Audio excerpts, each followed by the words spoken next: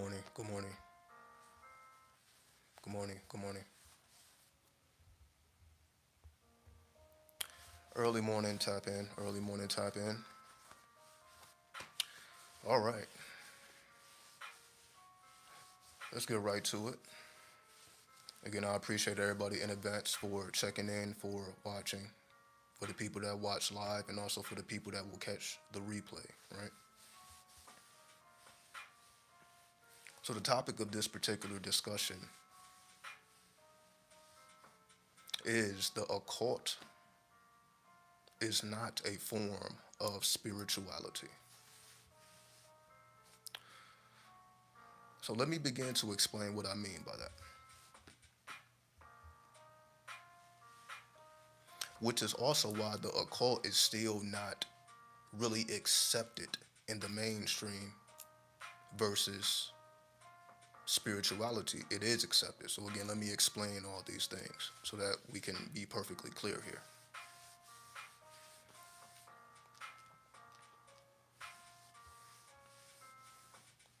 Spirituality, you can say, does not involve astrology, it does not involve numerology, it does not involve, say, the Hebrew alphabet, right? It does not involve the Kabbalah, right? What's up, Mon 293? What's good with you? What's good with you, bro? Pretty much everything that I talk about on this channel is really not a form of spirituality. So let me explain to you the difference. You can say spirituality is subjective. Spirituality can be somebody, let's just say they can hear voices, right? That person will technically be considered spiritual because they can perceive with their higher senses, right? So we take that basic definition. There are many people that are considered spiritual, but they may not consider themselves spiritual, but they are spiritual, right? Because they have tapped into a form of spirituality. In this particular example, it is clairaudience, right? So if you have the ability to tap into clairaudience, for example, again, you will be considered a spiritual person because you can perceive the voices of spirits, things that are not tangible or physical.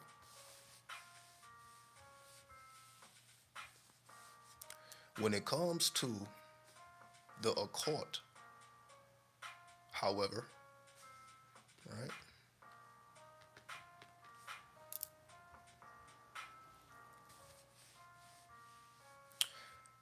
this is not a guessing game, all right? This is not a guessing game. For example, if somebody heard spirits, I can't verify what they heard. Meaning there's no way to me to verify. There's no way for me to verify anything you can say that comes from a spiritual person unless I had the same experience as them, right? So unless we are having the same experience, there's no way for me to verify what is being said because it is a subjective experience.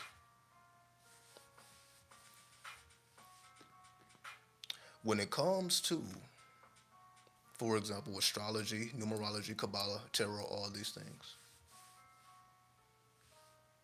these are objective experiences, meaning you can show somebody else your calculations and they can begin to perceive how you arrived at the conclusions that you arrived at versus they just having to take your word for it. So essentially everything can be verified, meaning I can just pull up somebody's natal chart and then show them in their own mathematics why they are the way they are. Now, you may say, I may be able to accomplish the same feat spiritually by being possessed by a spirit and the spirit revealing certain things that are hidden. But once again, there is no way to particularly verify that. I would have to take someone's word for it. They would have to take my word for it. So this is why I never really got into the realm of spirituality as it is known or taught in the mainstream in the 21st century, right?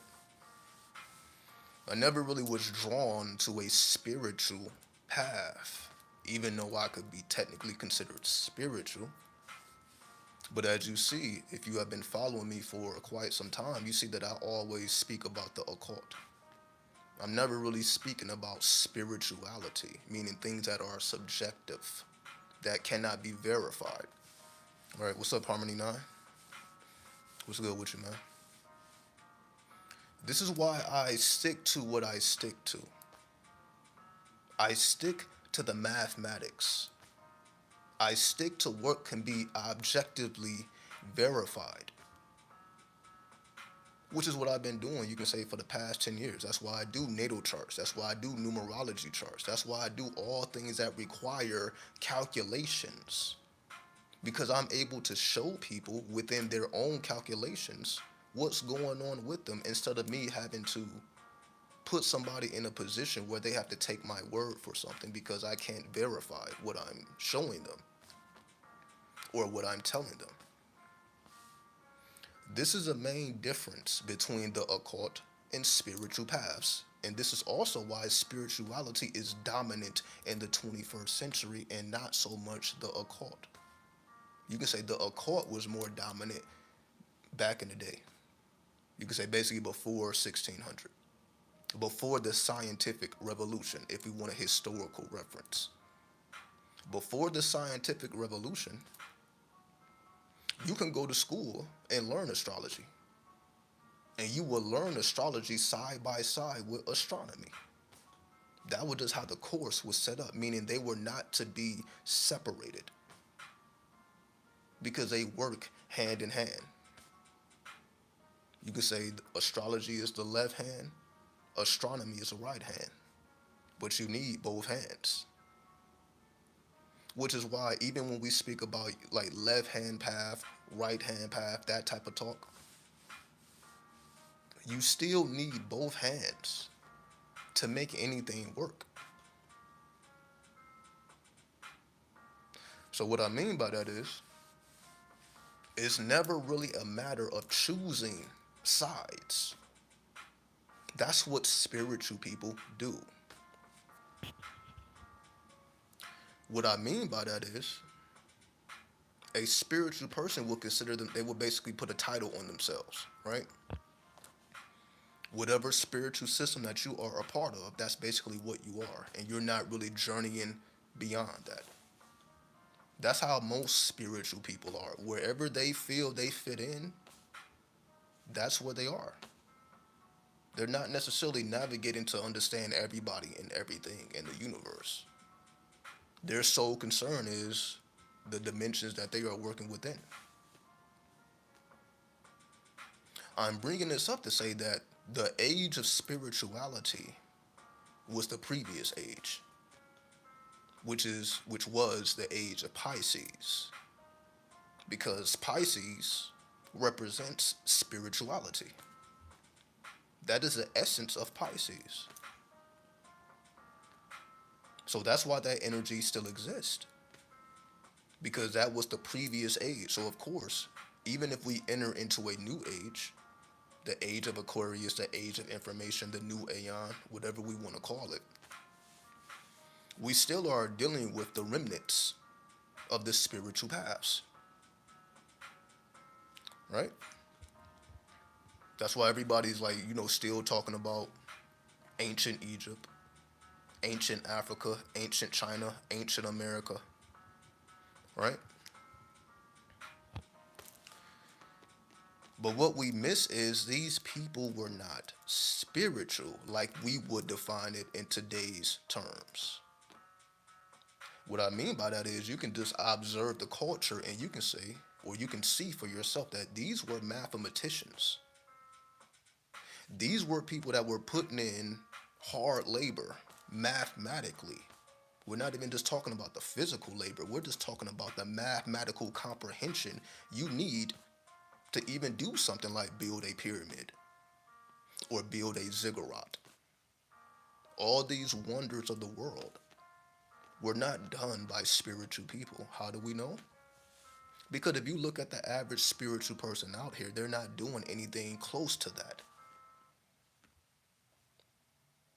It's not that they don't have the ability to, it's just that they're too subjective. They're too caught into their own thing to see other things. Like, okay, well, there's more to the story than me discovering who I am. That's not the end all be all. That's really the actual first step. Meaning, your first step towards self discovery is to know who you are. That's not the last step, that's the first step, meaning that's the mandatory, or that's the mandatory minimum. Meaning, if you don't know nothing else, you should know yourself.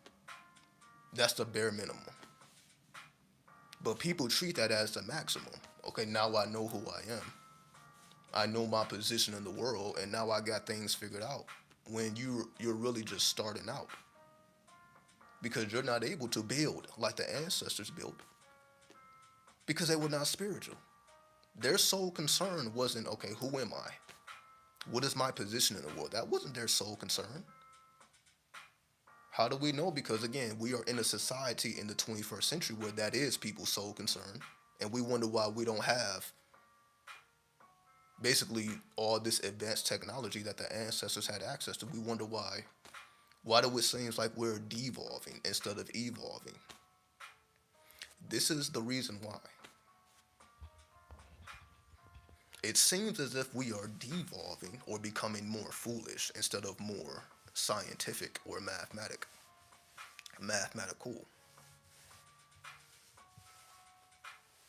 Because the ego dominates these times. What do I mean by that? Again, people are more concerned with becoming like social media stars, influencers. People are more concerned with basically everything that doesn't have anything to do with them. That's what spiritual people do. Meaning the evidence is there. All you have to do is check the internet and you can see it, right? Everything that I'm saying, you can see it everywhere. It's not just at one place. It's not just YouTube. You got TikTok, you got Instagram, you got Facebook, so on and so forth. It's all over. It don't matter what site you visit, you're going to see the same behavior. Why? Because they mimic each other. Meaning that's what an influencer is. A influencer, you can say, wants to influence people.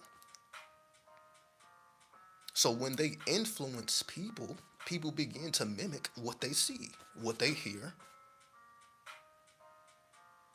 so on and so forth. Basically, there is nothing original. This is also why it seems as if like spiritual information and spiritual downloads have slowed down. What do I mean by that? Meaning you don't really, it's not really that many people that's getting unbelievable, mind-breaking spiritual downloads that's going to cause the world to evolve to another level. We don't see much of that happening, right? Much of what we see happening is people just, taking their own path, doing their own thing, coming to their own conclusions. And they really can care less if you agree with them or disagree with them. They're not even concerned whether who agrees or who disagrees because they're completely inflated by the ego. What I'm saying is, if the purpose of spirituality was to deflate the ego, not necessarily destroy or kill the ego is necessary, but it needs to be balanced, right? The scales of Libra, the scales of Mayat, right? You balance the ego with the alter ego.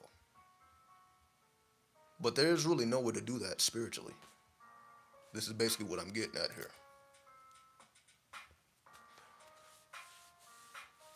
This is what I'm saying. If we look at all these spiritual paths,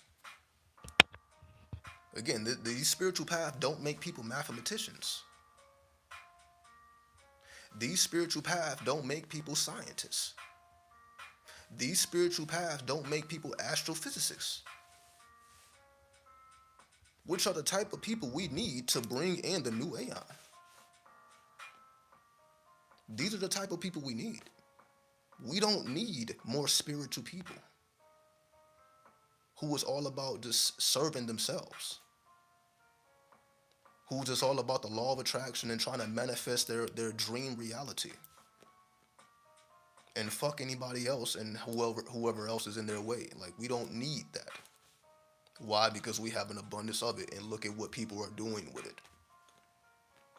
Just look around. Just look at people, what people are doing with their following, with their fame or fortune.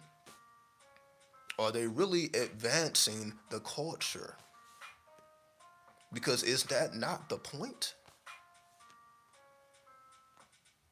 If you have the luxury of having a following or having an audience who will support whatever you do, wouldn't you want to use that to the best of your ability for the highest good? It seems logical, but it's not. Because people become corrupted.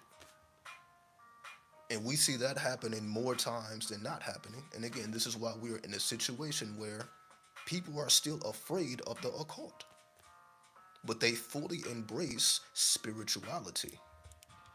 And this is done on purpose. Because it doesn't advance you. See, this is what I mean by the illusion, right? That's why we call the world Maya. This is a grand illusion. Meaning, you're just going through life, just again, trying to figure out where you fit in or where you belong, when you're supposed to be giving the world a piece of your soul. But people are out in the world looking to see where they fit in. Like, you don't fucking fit in. What exists in your consciousness, the world has not seen yet until you put it into the world. That's the difference between manifestation or creation and attraction. This is why so many people are just so overly concerned with the law of attraction. I'm trying to make this make as much sense as possible. When we are dealing with attraction, we're dealing with things that already exist. I want that car. I want that type of person. I want that thing. Because you've already seen it. You've seen somebody else with it. You want that car because you've seen somebody else with that car. You want that item because you've seen somebody else with that item. Had you not seen somebody else with that item, you wouldn't give a fuck about it. It would not be your concern whatsoever. But again, what we see is we just see people watching people do things, and then they want to do things that they saw somebody else do. That's basically what we are. That's why we are in the age of influencers, and again, the social media stars, all that, where it's just a bunch of people looking at other people do things, and that's what motivates them to do what they do. But that does not make you innovative. That's not what's going to make you successful. Success requires innovation. And in order to be innovative, you must tap into those mathematics. You must tap into the science. You must tap into the arts. And that's why you see on this thumbnail, before you even click the video, you saw that thumbnail. That's what I've been doing behind the scenes. Don't believe me? Got the evidence right here. If you are a part of the neophyte membership that I have on the channel, again, this is where I release these things before I release it to the public, right? So, for example, these are the type of art pieces I've been creating. And again, if you are a part of the membership, you will already see this. You will see it close up in high definition and all that. But I'm just going to show it here just to show An example, right? This is the type of art I've been fucking around with behind the scenes. Because I'm like, I have to be innovative. Meaning, I can't just grab a piece of art off the internet anymore that already exists. I can't do that. I have to put into the world something that does not exist. That's what a creator does, not an attractor. Most people are attractors, meaning the only thing they can do is attract. It's levels to this shit.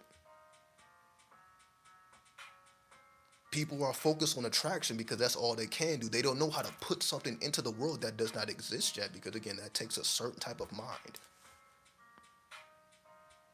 Meaning, for example, me as an astrologer, I will be able to reveal things to you that you would not have fucking just stumbled upon just living your life.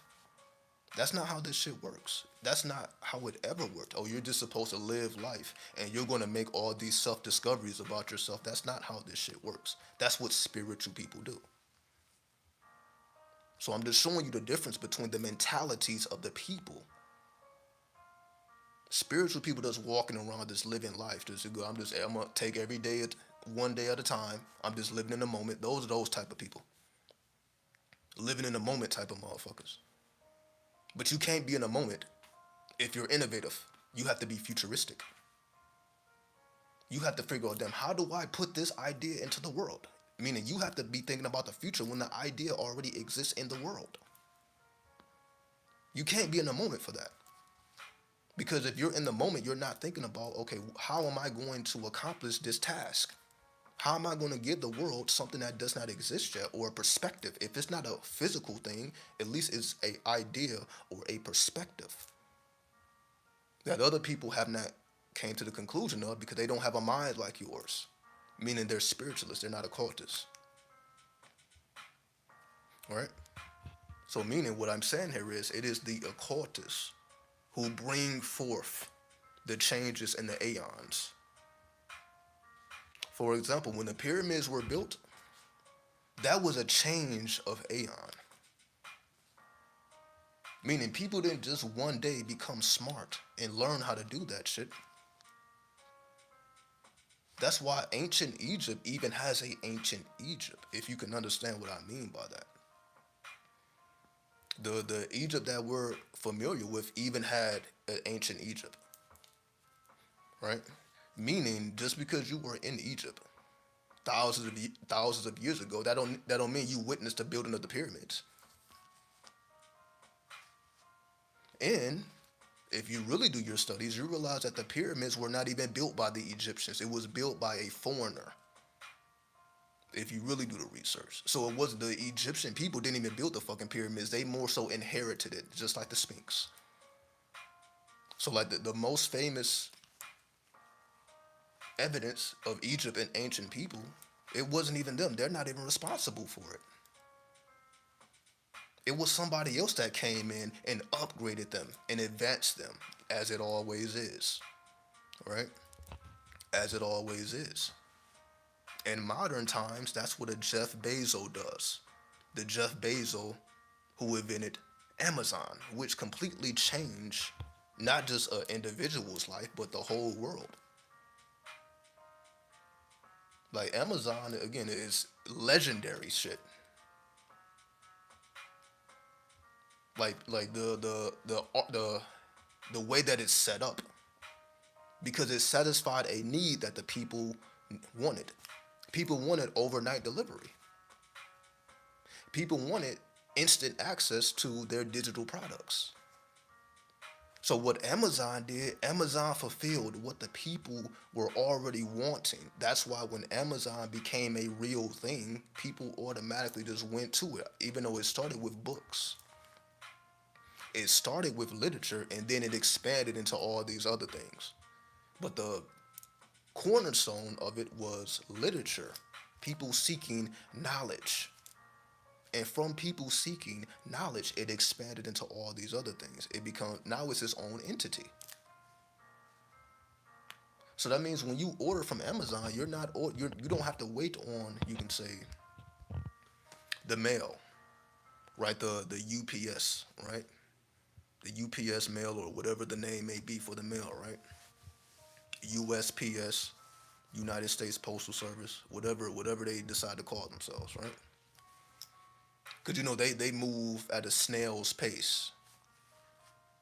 That's the whole reason why Amazon had a demand. Because the USPS moves at a snail pace, shit be getting lost.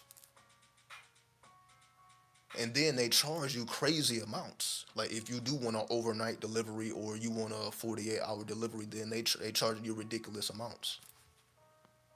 Then Amazon come in and fulfills the same service, but at a fraction of the price. Who are you gonna go with? And that's exactly what times that we are in. So I'm just using these examples. Another example is Elon Musk and all the things that he is doing. You technically probably wouldn't call these people spiritual. That's why I'm bringing them up as a result, like people that everybody knows. Would you consider Elon Musk spiritual? Probably not. Would you consider Jeff Bezos spiritual? Probably not. Would you consider Bill Gates spiritual? Probably not. But you see, these people have completely changed the fucking world. Bill Gates changed the world with those Microsoft computers. Even Steve Jobs. Steve Jobs changed the world. When he brought us the iPhone. Would these people technically be considered spiritual? Probably not. But these are the people that's innovating the world that we live in that affects each and every one of us. There's probably an iPhone in like everybody's household.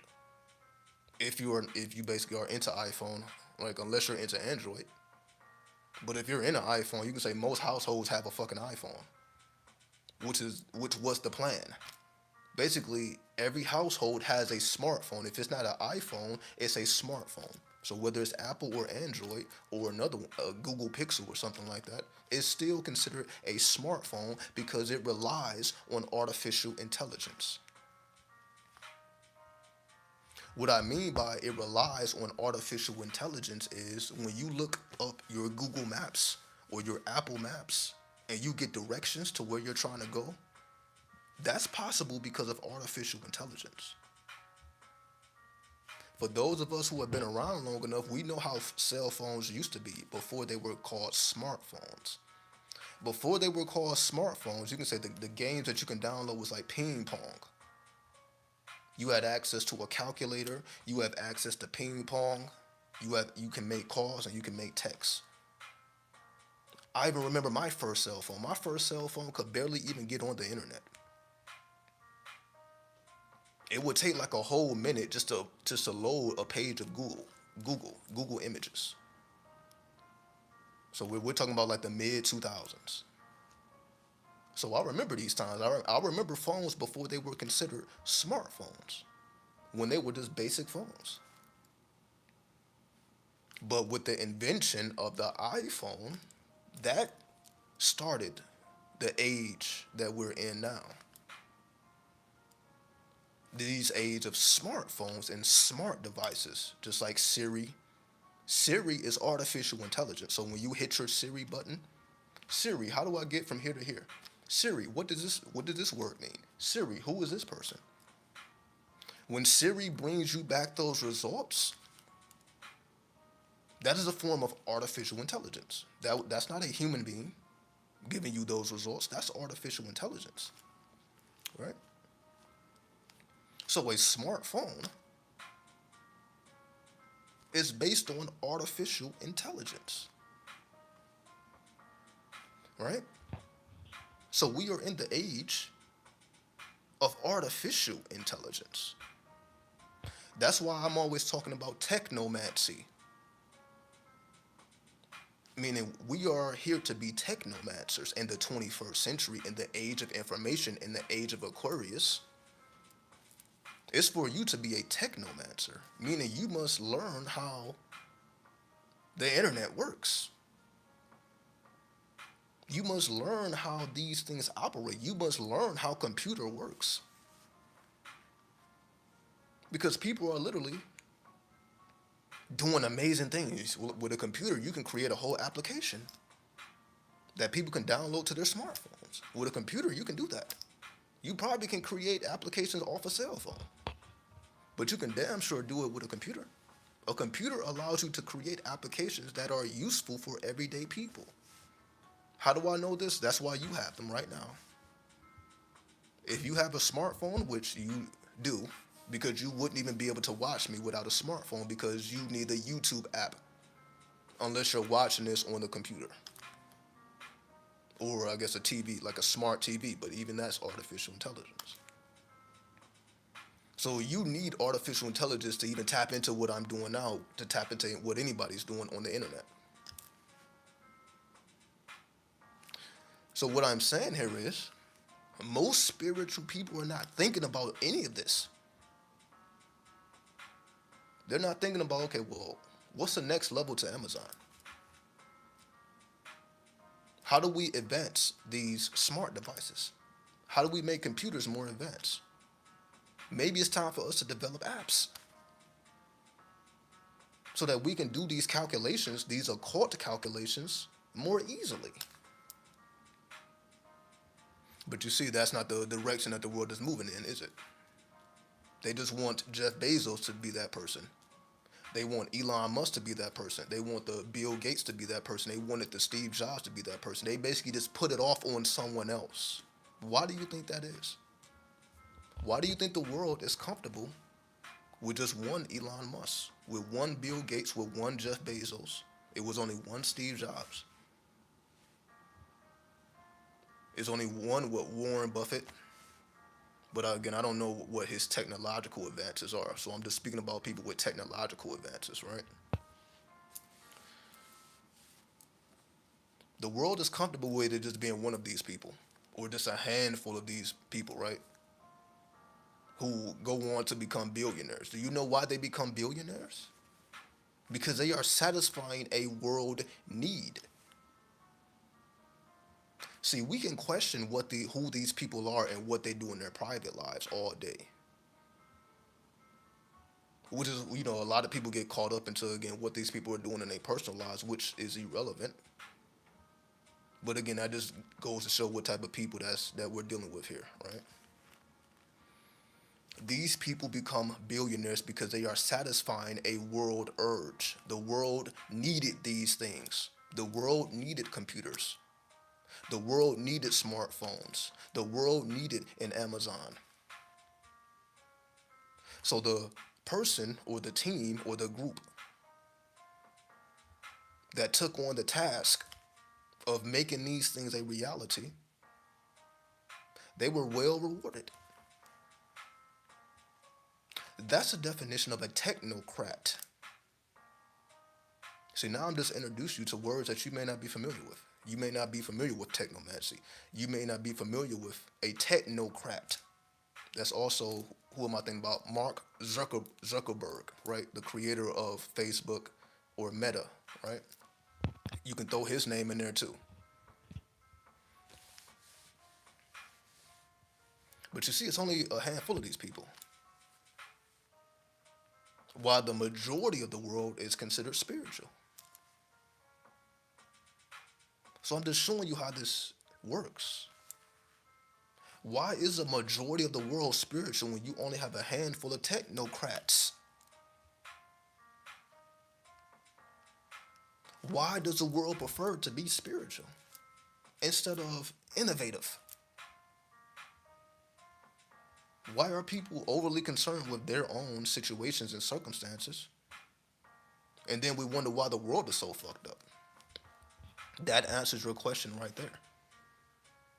People wouldn't do the shit that they do if they wasn't overly concerned with themselves.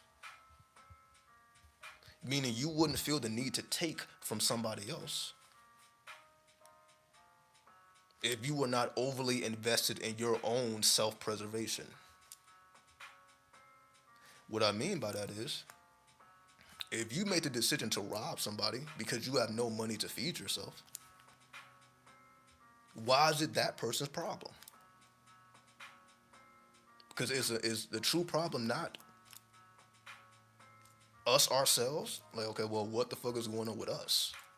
To the point where we would need it to do any harm to anybody else.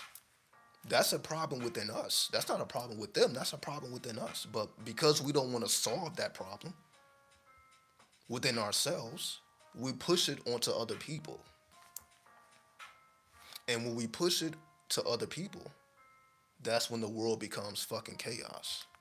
That's when people become afraid to even leave their homes, to even go to certain places in certain environments, because they know how certain people are, right?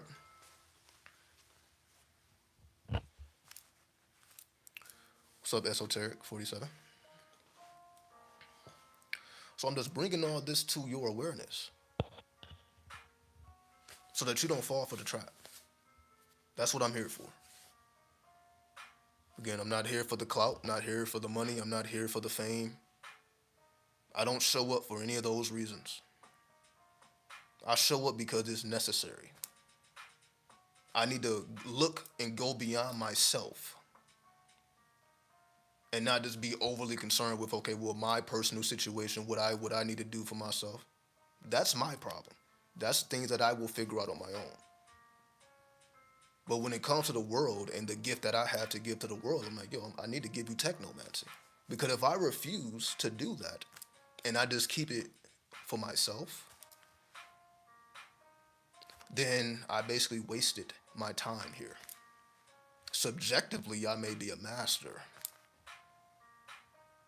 But objectively, if I didn't teach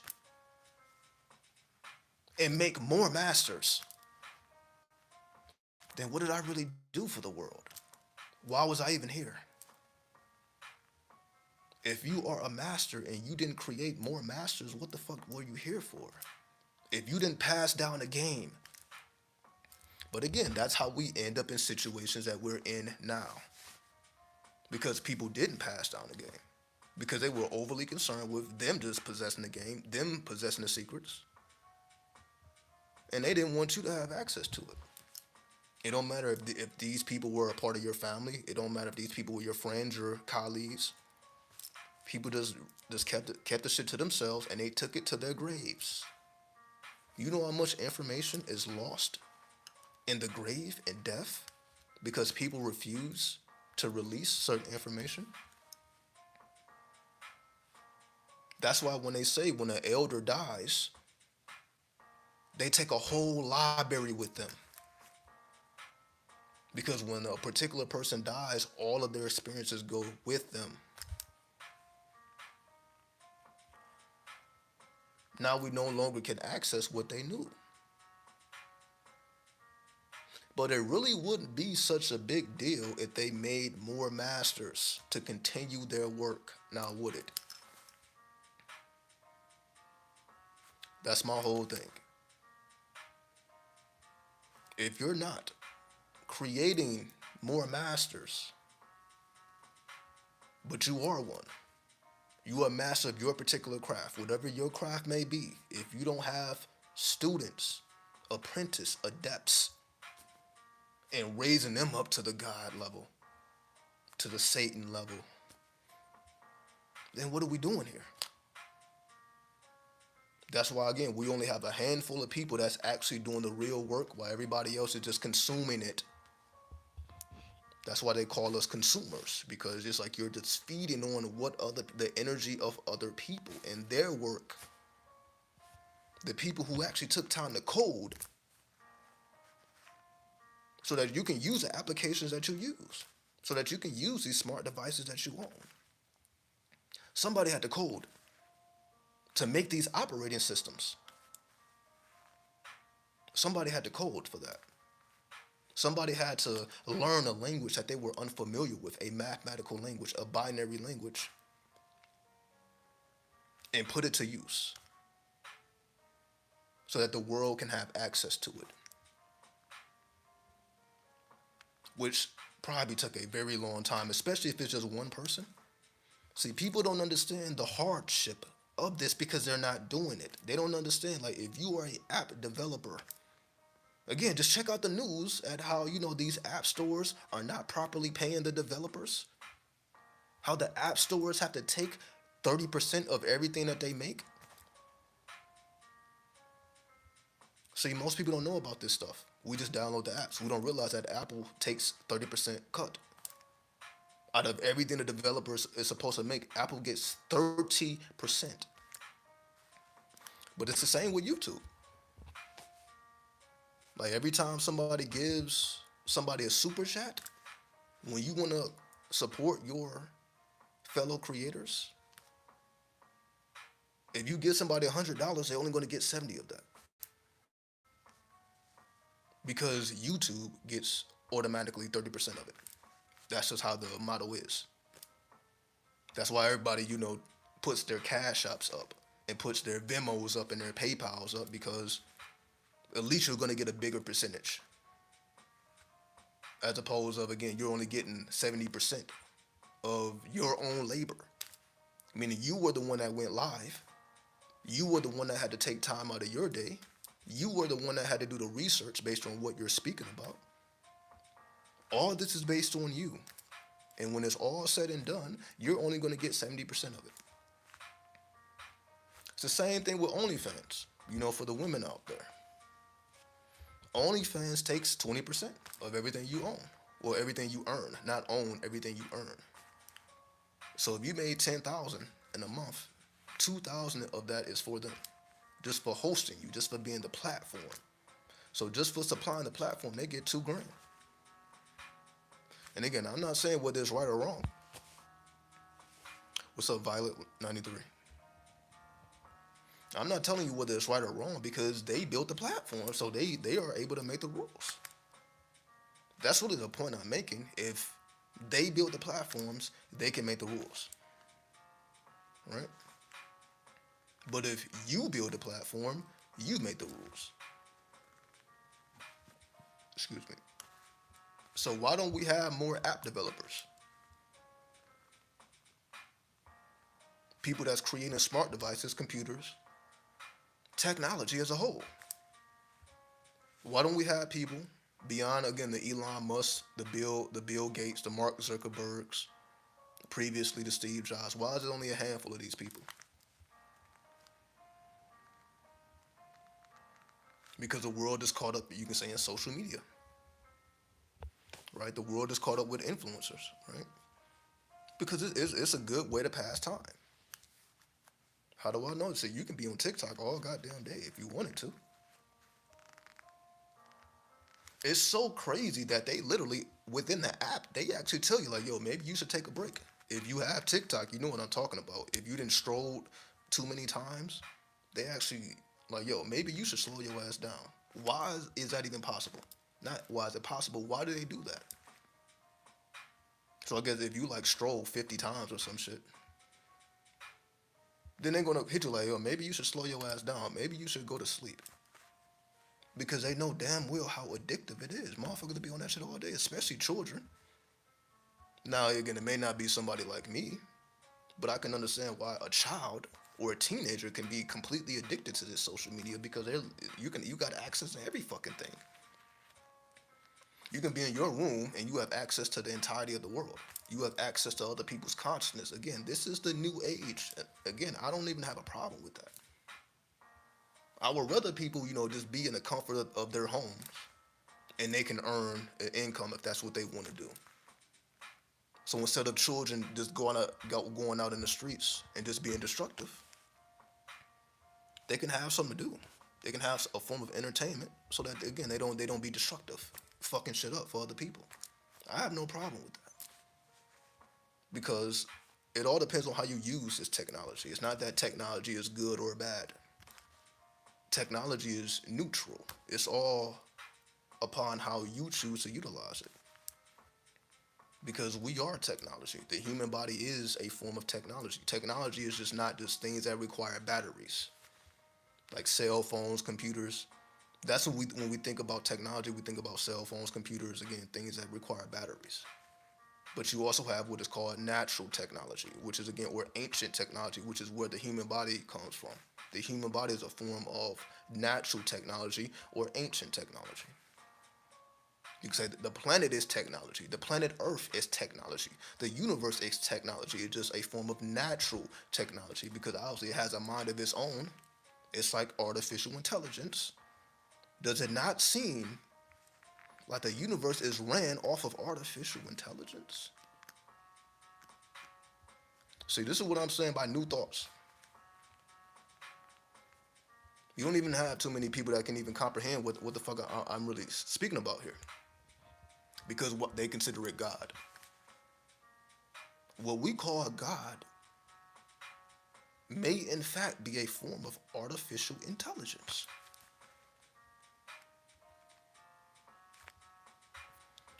What do I mean? The same way you can ask Siri any damn thing. How is that any different than talking to God? Because there's all these people that claim to talk to God. How was talking to Siri any different? Other than it being a female and most people think God is a male. Why do you think they made Siri a female? You don't think they did that on purpose? Does it not make sense? If most people think God is a male, I'm going to make an artificial intelligence with a woman's voice, which is actually closer to the truth than the other way. But you see, it completely goes over our heads because we're consumers. We're just utilizing it. We're not realizing, like, what does it take? Just if you look this shit up yourself, you will be amazed. Go look up what is required to develop Siri. If you truly understand how much coding, how much work went into developing Siri, you would lose your fucking mind. It's like, damn, people took that much time to do that much work. It was fucking ridiculous. But they did it. They made that sacrifice because you see, Siri is something people use every day. I think in the Android world, it may be Google Assistant or something like that, right? But people access these things every day. So even if it took a year, for example, like most people wouldn't even dedicate a year to any goddamn thing. Something, again, other than a job. I'm talking about something alternative. Meaning if I told people, okay, go study astrology for a whole year. And then come back to me after a year and then I'll teach you. How many people do you think would actually spend an entire year studying? Relentlessly. I'm not talking about when they get free time. I'm talking about relentlessly. They're not. They're going to find other things to do. They're going to find other distractions because they're everywhere. But what you actually should be doing, that's the last thing you want to do. This is the point I'm making here. If we were a bunch of astrologers, numerologists, Kabbalists, and tarot, I'm not even going to say a tarot reader, just a master of the tarot as a whole, meaning you know it by heart. So I don't mean that you ever have to pick up a deck. Because the tarot is more than a deck. But tarot is 78 dimensions that you already have access to, whether you have a deck or not. The deck just shows you your own potential. It shows you what's possible. But it's not the end all be all, because it's really talking about you. You are the Kabbalah. You are the tree of life. You are the stars, as above, so below. Meaning, so this is all self-study. But it's for you to push it outside of yourself. That's the whole idea of as above, so below, the law of correspondence. Meaning, okay, I'm God, I'm the goddess, sure. But how do I push that outside myself? That's subjective. I can subjectively feel that way. But how do you push that outward? Meaning, how do you acknowledge yourself and the stars? What's up, Kat? Good morning, nice to see you, nice to see you too. Salute to you.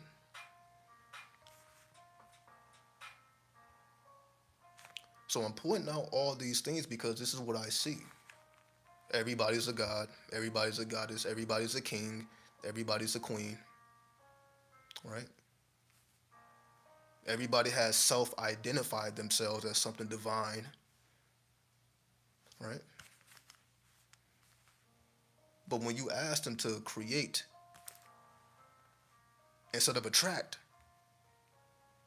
because God creates, right? Or am I tripping? Is God not a creator? Whether you consider it male or female or androgynous, the common denominator is God is a creator. So how are you creating if you're attracting? How does that make you God? If you haven't created anything. Have you been creating some art lately? Yeah, I actually showed it earlier. Right? This is what I'm doing now, right? Again, if you are a member, I show all these, right? So this is the level I'm on now, right? But I got more though. But again, it's actually on this phone that I'm using, so I don't. Oh, actually, here it is. Here's another one. All right. And also, what you see on the thumbnails, I did it. So if you look at my last live stream, you look at those 3 blue pyramids, and you look at the art of this thumbnail, I did that. So all the art that you're going to be seeing moving forward is coming from me. So these are not just images that I'm downloading off the internet. These are images that I am creating. Then I have to edit it. I have to spice it up. I have to do the whole process myself. Again, just like the music that you're hearing in the background, I had to create the beat, right? I've seen your art for several years because, like, I'm an artist at heart. How do I know that? Because my sun is conjunct my Venus. So let's take it right back to astrology.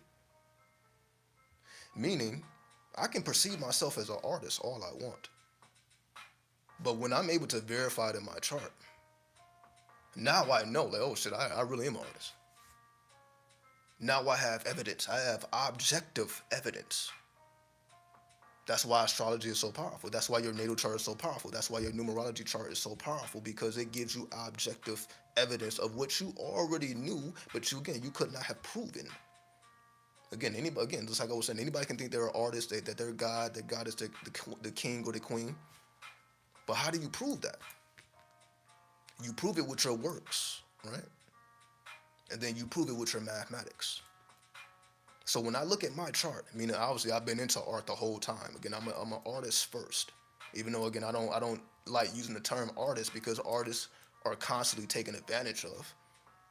So even though I don't even like using that phrase, but just, for conversation, I just use artist. But again, the artist, again, you can say we work the hardest, but we the least paid. We're the last to get paid, but we are the hardest workers. I don't really like that reality, so that I don't really identify with that. That's my whole reason, like, why I have to do everything my damn self. Because the more people that you have around you, the more people that take the slice out of the cut that you created. And this is what I've been speaking about for the past couple live streams. Whatever it is that you do, anybody else who you bring along, they take a significant cut of what you got going on.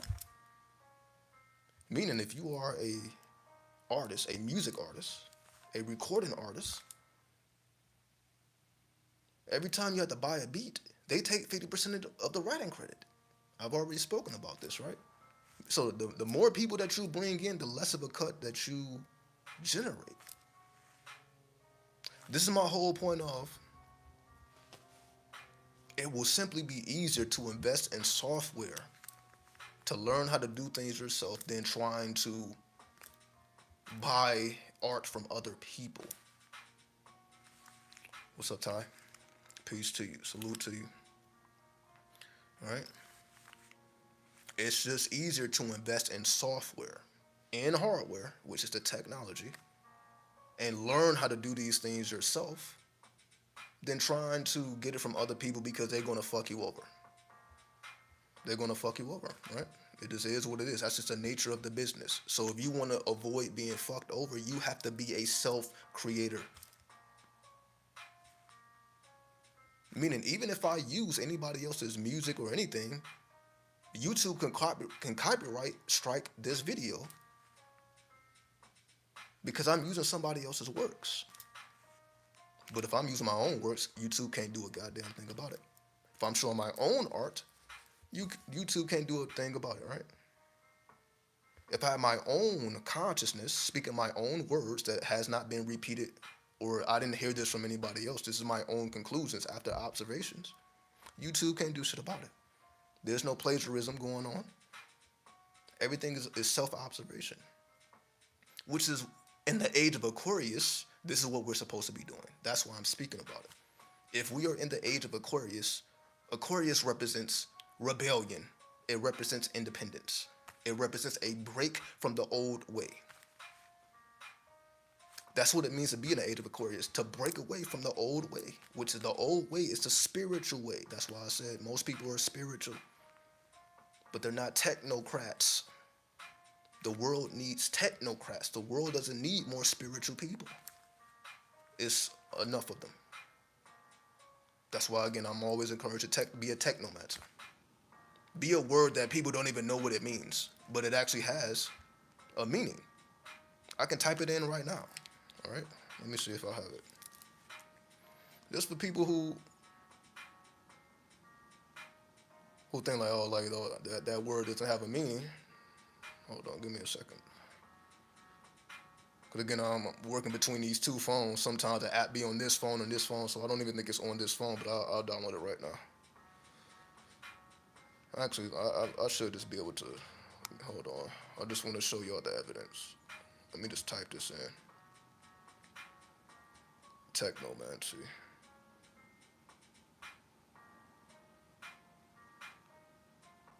So as you see, I typed in technomancy and I get results. So meaning the word exists. All I gotta do is look at this shit. You may not be able to see it, but I just Google search technomancy and you see we get a bunch of results here. Right? So what does that mean? So that means I didn't just make that word up, but I discovered the word. Because this is not a popular word. Technomancy or being a technomancer, that's not a popular word. But that's exactly what a content creator is. So while everybody else is calling themselves content creators, you're actually a technomancer. Loving the art. You see what I mean? Because I had to do it myself. That's what I mean. Like, the only way that people can truly appreciate what I do, I have to do it myself. Now, again, if I would have just grabbed an image off of Google somewhere, it wouldn't hit the same. Like, images that already exist. Again, that's why I go back to the original idea. There's a difference between creators and attractors. Most people are just out here attracting. Most people are only drawn to what they already see and what they already know. They're not journeying in the depths of the unknown. So that's why all the art that you see, and again, I got a lot of art. I got like 2,000 images. I have thousands of images of this art that I've been creating. But then I got to take it through a process, to make it, stand out. What's up, Cam? Salute to you. But I appreciate everybody for tuning in, I'm just doing my due diligence. So I know I ain't really been showing up that often because I had to take a step back. I had to check my own ego. That's what I had to do. I had to take a step back. I'm like, all right, I'm running my goddamn mouth too much. 93, Cam. That's how I felt. I'm like, I'm talking too goddamn much. Let me show and prove. So let me take a step back from running my mouth. Now let me invest in some software. Let me invest in some hardware. And that's exactly what I did. That's why I'm on this phone right now. You see the quality is better. This is what the phone I was fucking with this phone, right? But with this phone, you see it's a lot smaller. I couldn't even use my mic because the mic would drain the battery too fast. So that's why, again, when I would be live with the headphones on, right? Y'all remember seeing me with the headphones and I would be on the phone. Either or this phone right here. Right? Whole nother phone, right? A fucking iPhone. But the mic is just too powerful. So then I had to update the fucking iPhone, which is the iPhone I'm on now. And that's why I can use this microphone. That's why the audio sounds better. So I had to invest in hardware. Not only invest in hardware, I had to invest in software so that I can create the art. Original art. Not art that already exists, original art that no one on the planet has seen before until I release it. Music that no one else has heard until I release it. So even though like you hear this simple as beat, I'm satisfied that I made it. This is a beat I made. It's simple. Again, it ain't on a level of an 808 mellow beat. It's not a mainstream beat, but it's a beat that I can play in the background, and I don't have to worry about no copyrights. It's a beat that I can put my lyrics to, and then make it better. So you can say, as simple as that beat may be, imagine how it is when I put advanced lyrics to it, occult lyrics to it. Now it's like it's a whole different energy. But the thing is, even though better beats exist, you can say I can't really profit off that. Meaning, you see, I done did music, right? I done did the Cali track. I did the San Simon, and I did the other one. I can't even think of the name of it, right? The Deja Vu. I did the Deja Vu. But these are all tracks that I didn't create, so I can't profit off of it, right? So I can put it on YouTube, but I can't profit off of it. Yeah, the Deja Vu. So even though those beats are spectacular, the Cali beat spectacular, the San Simon beat spectacular, the Deja Vu beat spectacular. But I just do those for fun. Those are not beats or instrumentals that I can do something serious with. Those are just things that I can put on YouTube. I can't make no money off of it though because I don't own the instrumental. I may be able to lease it, I may be able to use it, but they still own the rights. And if I did want to make money off of it, they're going to make 50% of it. So to me, I'm like, if I want to make anything with music, then I need 100%. I'm not splitting shit with nobody.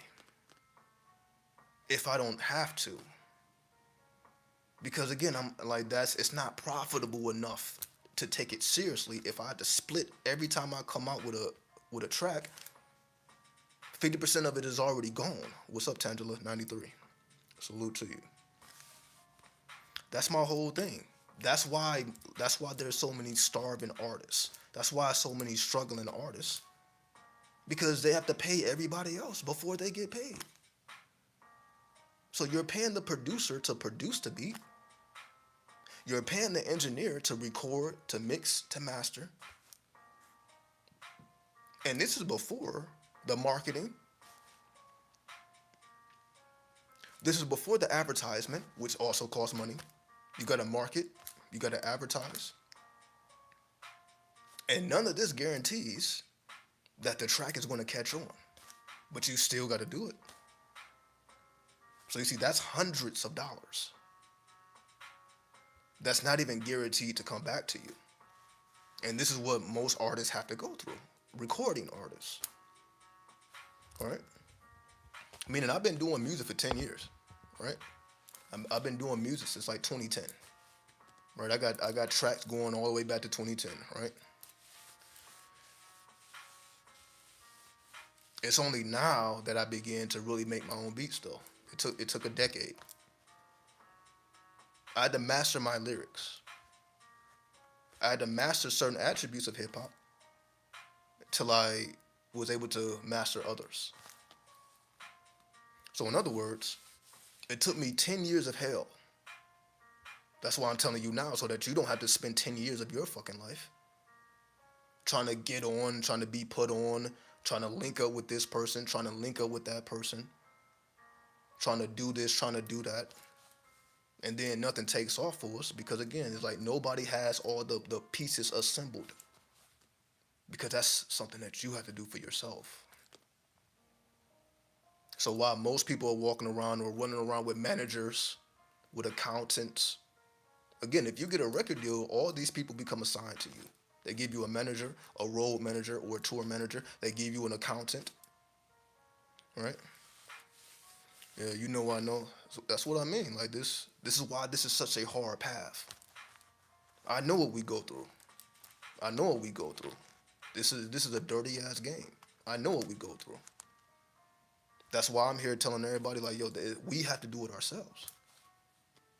Meaning I'm gonna have to learn how to produce my own music.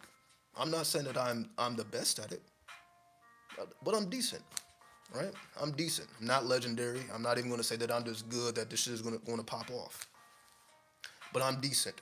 Just like with the beats, it's not extra phenomenal, but it's decent. It's okay. That's why I signed myself. That's what I mean, right? You have to be independent. You have to do it yourself. That's why, yes, you have to sign yourself. You have to sign yourself. Because we know damn well if you give your rights to somebody else, they're not gonna do justice with it. They're not gonna take you to the pinnacles that you feel that you can reach. Especially when you can get canceled. Right? Especially when you can get canceled. Because you're dealing with you doing business with all these other people who can cut you off if you say something that they don't like. That's what's happening to Ye right now, right? That's what's happening to Ye. He said some shit that people didn't like, and now they fucking his pockets up. But these are the type of situations he's going through it so that we don't have to go through it. Because we will learn from this, and we will, okay, well, this is why you don't do business with these type of people, because if you say something that they don't like, then they're going to fuck up your whole rotation. But they can't do that if you own everything. What can they do to you when you got ownership of everything that you do? They can't do anything. The same way, one complaint is not going to destroy Facebook. One complaint is not going to bring down Instagram. One complaint is not going to bring down TikTok. One complaint is not going to bring down YouTube. Because they're owners. So if they don't want to listen to a motherfucker, they just don't have to. It's just like that. The same way that they can just terminate anybody's channel at any fucking time, it's because they are owners. The same way if you created a website, if you see somebody doing some madness, you can just delete their fucking profile and they don't exist anymore. And you don't have to give them a reason or anything. You can put it in the terms and conditions. Your profile can be deleted at any moment for any reason at our discretion. So it's already in the terms of service. It's already in the contract. If it's in the contract, can't nobody, either they fuck with it or they don't.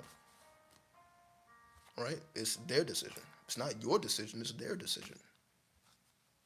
But we can't bust moves like that if we don't have the platforms that have to be built. That's the whole thing, right? Meaning we have to build. So whether you're building your own business, your own record label, whatever it is that you're designed to do, which you should study your natal chart if you don't know what that is, because it's already there. So just like I say, like, yeah, I've been doing music forever at this point. But when I look at my natal chart and I see that my sun is conjunct my Venus, Venus is art and the sun is creativity. So that's why when the sun conjuncts Venus, it has the symbol, is symbolic of an artist, because you're combining creativity with art. So if I see that in my chart and I reflect on my own life, I'm like, yeah, I am an artist first, like a visual artist. And what I mean by a visual artist is I've been doing visual art, like on Photoshop and all this stuff, since I was a teenager. Meaning I was doing that before I was doing music. So even before I was doing music, you could say I started doing music in my late teens. But I was doing art, like all Photoshop and all that, in my mid-teens. So I started that before anything else. So when I look at my chart and I see, okay, well, sun is conjunct Venus, I'm like, damn, I see why that manifested before everything else. Because that was a dominant energy. And then because I manifested that, that's what, again, I wasn't doing all this knowingly. This is what I'm trying to explain. Because I have that calculation in my chart, I understand why I even gave a fuck about Photoshop when I was a teenager. I get that now.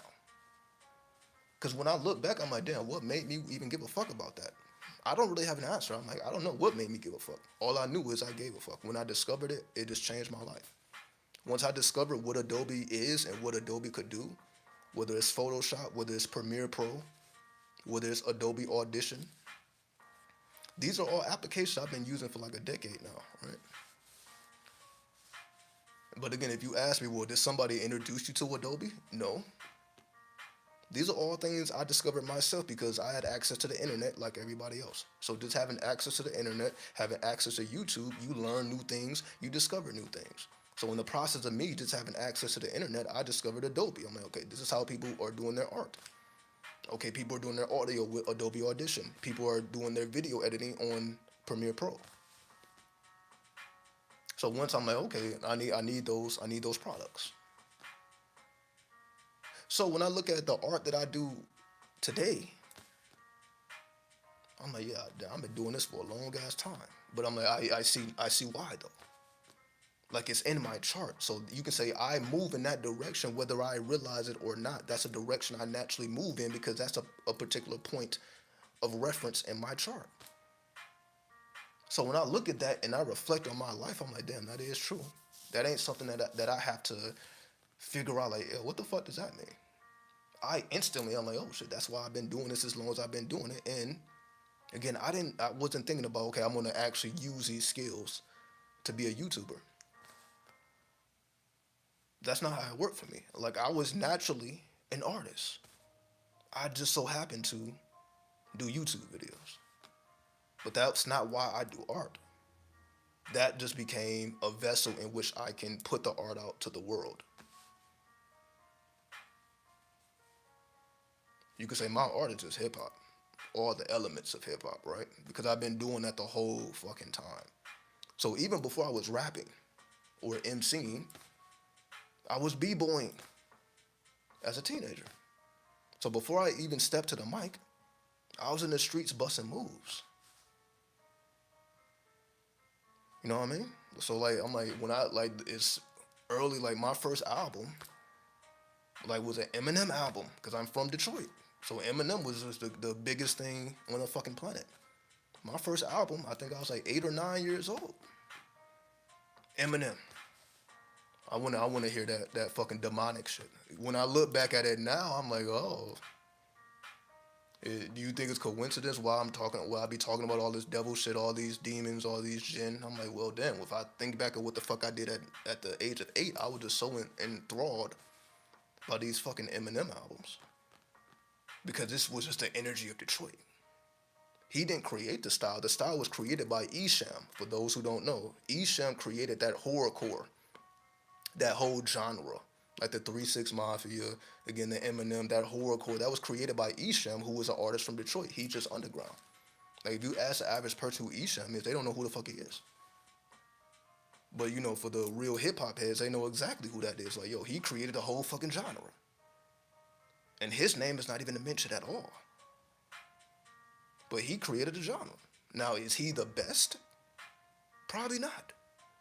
But he was the pioneer of the genre. See, that's the thing.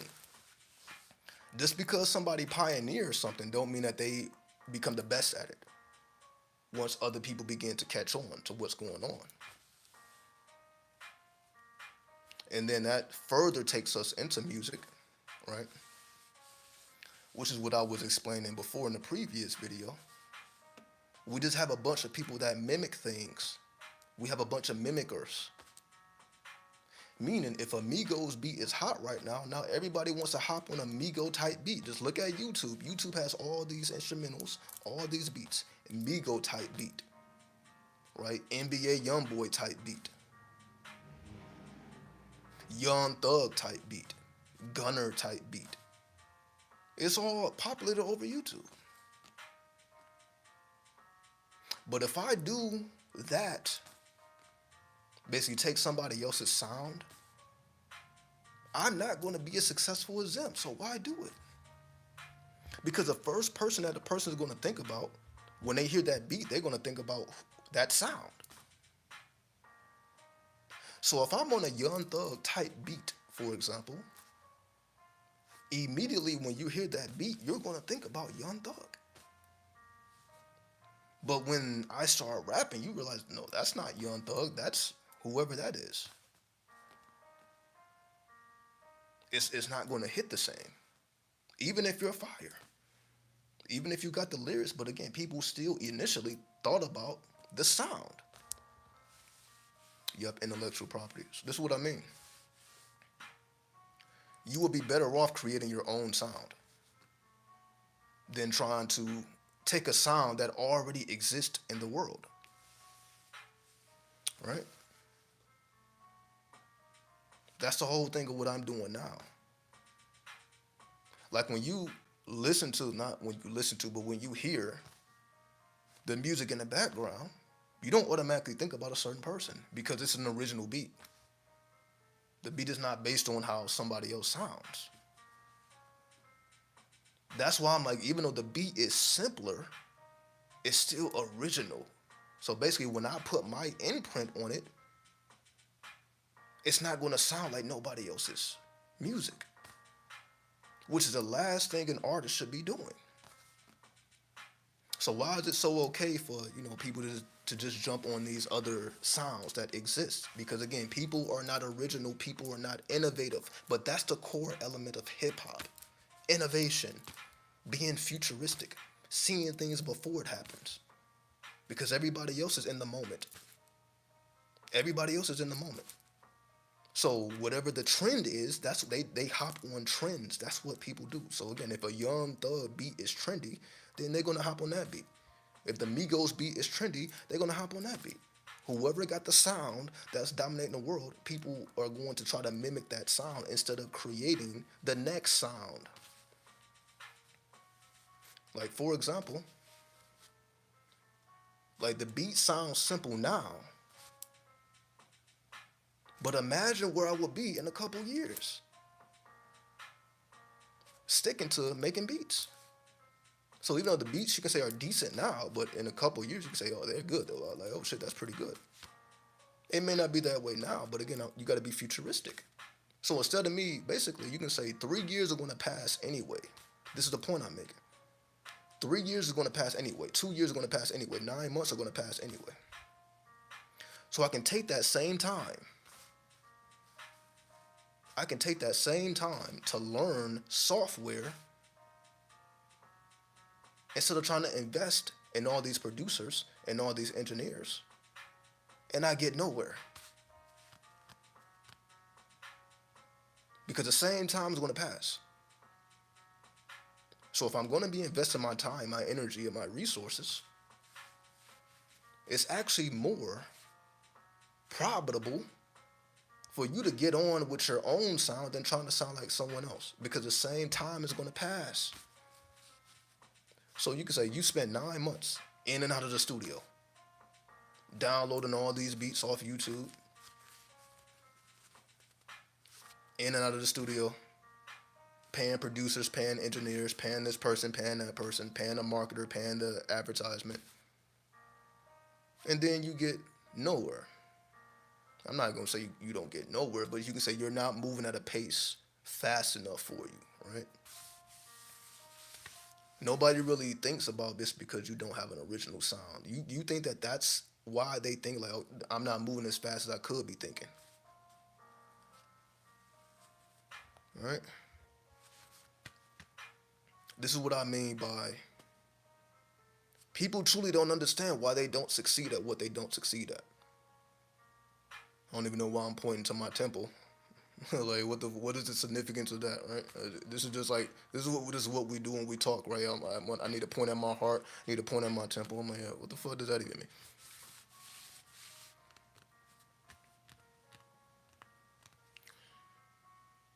So if we don't even understand why we don't succeed, because we're not looking deep enough. I mean, okay, people don't want to hear you on Young Thug beat. People want to hear you with an original sound because at least the impression that it makes on people, at least it will be something that they never felt before. They were like, whether they like it or not is one thing, but they're like, damn, that impression was unique. You have made a unique impression on somebody. It's up to them whether they like it or not, but the impression that's made will be original, which does not happen when we jump on other types of beats, sounds that have already been established. because the sound is already familiar. So if you get on a familiar sound that's already trending, that's already in the world, people are not going to take heed to it the way that, damn, I've never heard no shit like that before. Whether it's your lyrics or whether the beat patterns, because you made the beat, so you did some original shit that ain't nobody else do. So when people hear, they're like, damn, I ain't never heard no shit like that before. Again, whether they like it or not, it's irrelevant. It's like, damn, you made an impression. Like, damn, that's unique, that's original, that's innovative. Is that not what we should be going for? If the same amount of time is going to pass anyway, is that not what we should be going for? If you're going to spend 9 months, 2 years, 3 years, 5 years on a particular craft, on a particular mission, on a particular journey, you might as well be as original as possible. You might as well pioneer a new sound. If you're going to be a hip hopper, you might as well pioneer a new sound, new dance moves, whatever element of hip hop you're mastering, you might as well be a pioneer. So that when people see what you do, like, oh shit, I've never seen that before. You don't want people like, oh, that he reminds me of him or she reminds me of her. You don't want people like, oh, you remind me of someone else that already exists. It's easy for people to do that when, again, you're using sounds that's already established. You're using moves that's already established. But when you come with a completely original format, people, they don't have that same reaction, right? If you don't mind what program you make beats on, I really want to start making my own beats. I use it. It ain't even just one program, right? Sometimes I use GarageBand, right? Because they got all those loops in there. So like this stuff is not hard to do. And GarageBand is free. This is why I be thinking about this shit. I'm like, okay, so we would rather pay a producer for making a beat, but GarageBand is free. What are we doing? If GarageBand is free, don't cost you nothing, and they give you thousands of loops. They give you thousands of loops, and you can arrange these loops, and you can make your own beat. And they do it in an innovative way. I should be able to fucking show you. Hold on. Cause y'all think I'm just fucking around, right? Let me see. Hold on. Let me grab this. Let me see if I can show you. Let me see if I can show you. Cause I should have it on here. Give me a second. Let me see if I can show you. Cause I think I just downloaded this again. Hold on. It may be on this phone. Hold on. It may be on. Let me see what device. You see I fucking around with the iPad as well. Alright. Well, I guess I should show you that way. So what I'm saying, I just use whatever works. Let me see. Is it here? Hold on. Didn't I just download this shit? Hold on. I know I just downloaded this. And if I didn't download it, I can just download it right now, right? So hold on, I can just download it. If I don't have it, I can just download the shit right now. So give me a second. I just downloaded it, because I just want to show you. I'm just doing my due diligence, because if I don't show you, then I'm not doing you justice. So I'm talking a lot of words, but let me actually show you what I'm talking about, right? Especially when it costs you nothing. It literally costs you nothing to make your own music. So not only can you create your own beats in GarageBand, you can record in GarageBand and you can do it mobily. All you need is a phone. You don't need an expensive computer. You can do it right off your phone. You can do it right off your tablet. Or get your iPad, because GarageBand, you need an Apple device. But Apple devices ain't hard to come by. Again, you got iPhone 6s, 6S's, and 7s. Again, this is like a 7, right? This is inexpensive.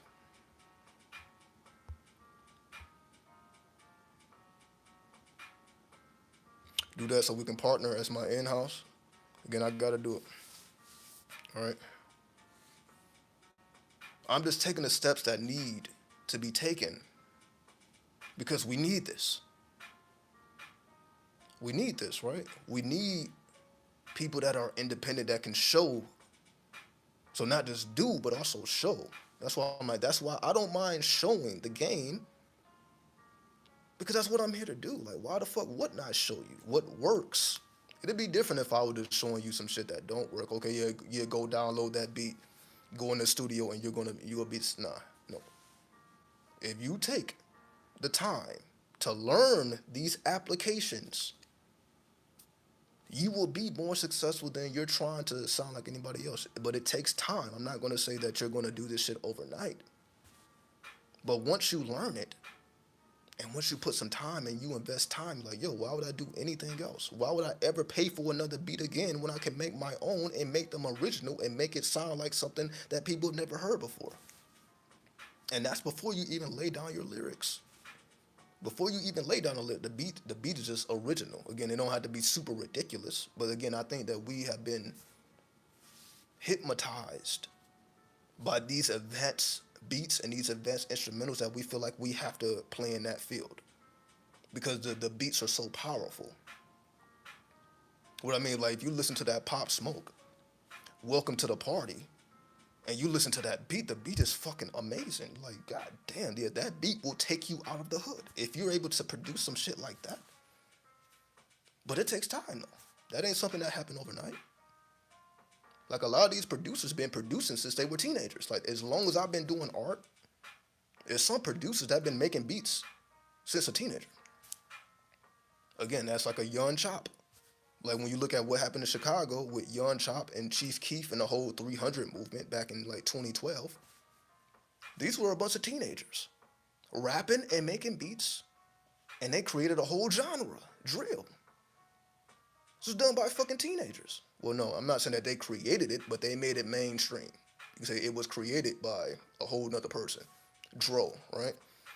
For those who know the history, like, so drill wasn't created by the Chief Keef, but that's who popularized it, who brought it to the world, right? All right, here we go. Just give me a second.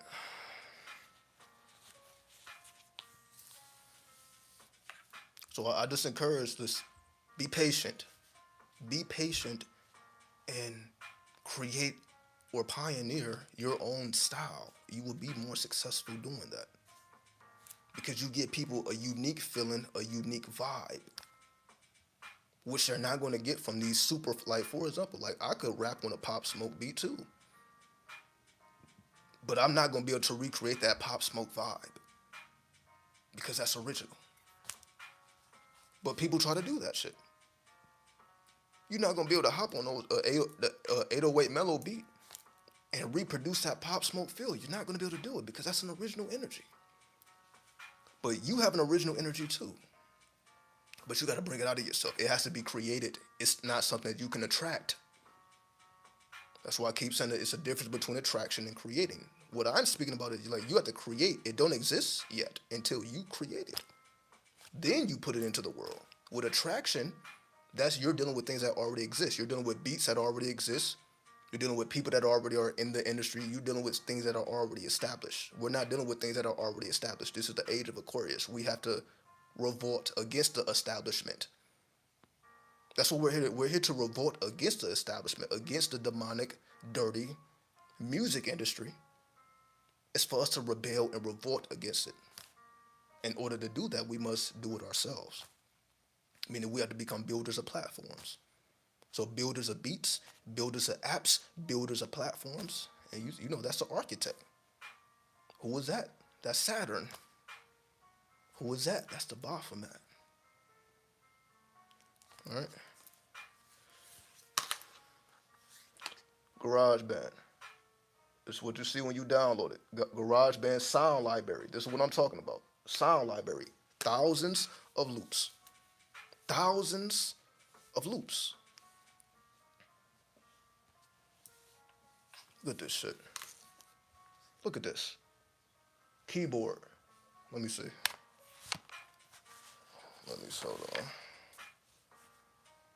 Give me a second.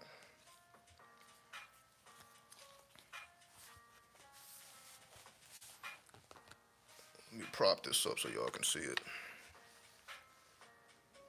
Keyboard, drums, amps, different types of mics, strings, bass, guitar, world instrumentals, drummers, AI. This is AI, artificial intelligence. So I mean, if you have a beat or like you have like a melody, you can pick on drummer and it's gonna add beats to you based on the melody you have. Artificial intelligence, right?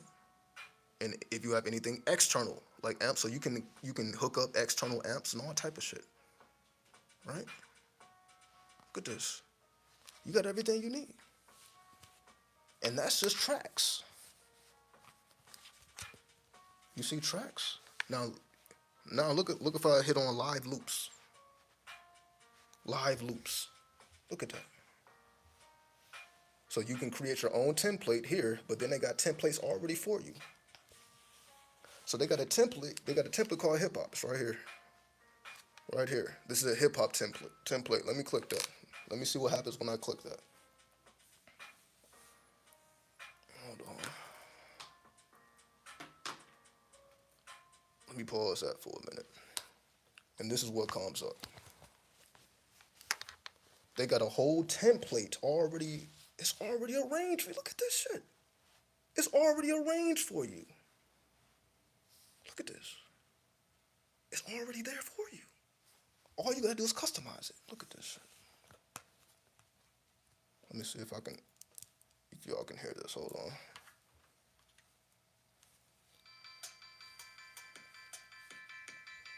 All right. So you should be able to hear it.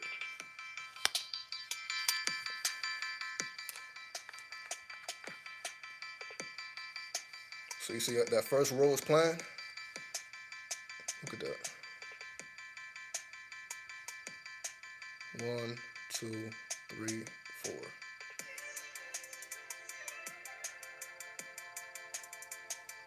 Like, what the fuck are we doing, right? What are we doing? But we still paying for beats. What are we doing? And these are all, what do they call it? Royalty free. Meaning you can do what you want with it. So all these loops, these thousands of loops, you don't need to copyright nobody.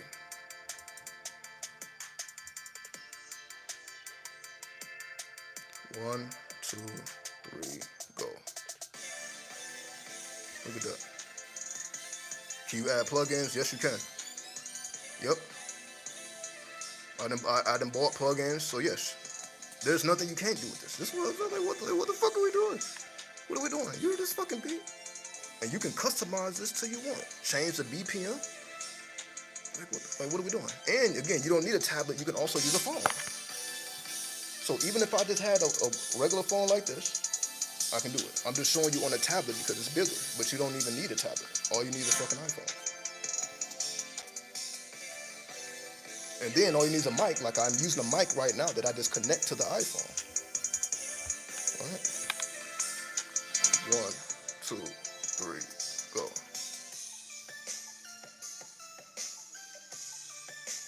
Like, what the fuck? Like, what are we doing, right? It's called innovation. But we don't want to do this, do we? We don't want to make our own shit. See, you got to build this, right? You see that's a template. You got to build this shit. All right. 1, 2, 3, go. So you see, I can control this shit. So you see, it move at the pace you want it to move. So you see, it's not just a beat already made. So you see, I be pressing those arrows. You see those arrows down there? So when I want to change the frequency, then I press that arrow in accordance to timing, and that's what transitions it. So it's not doing it on its own. It's gonna keep playing that same loop until I press the next arrow, which I'll do now. Right? 1, 2, 3, go.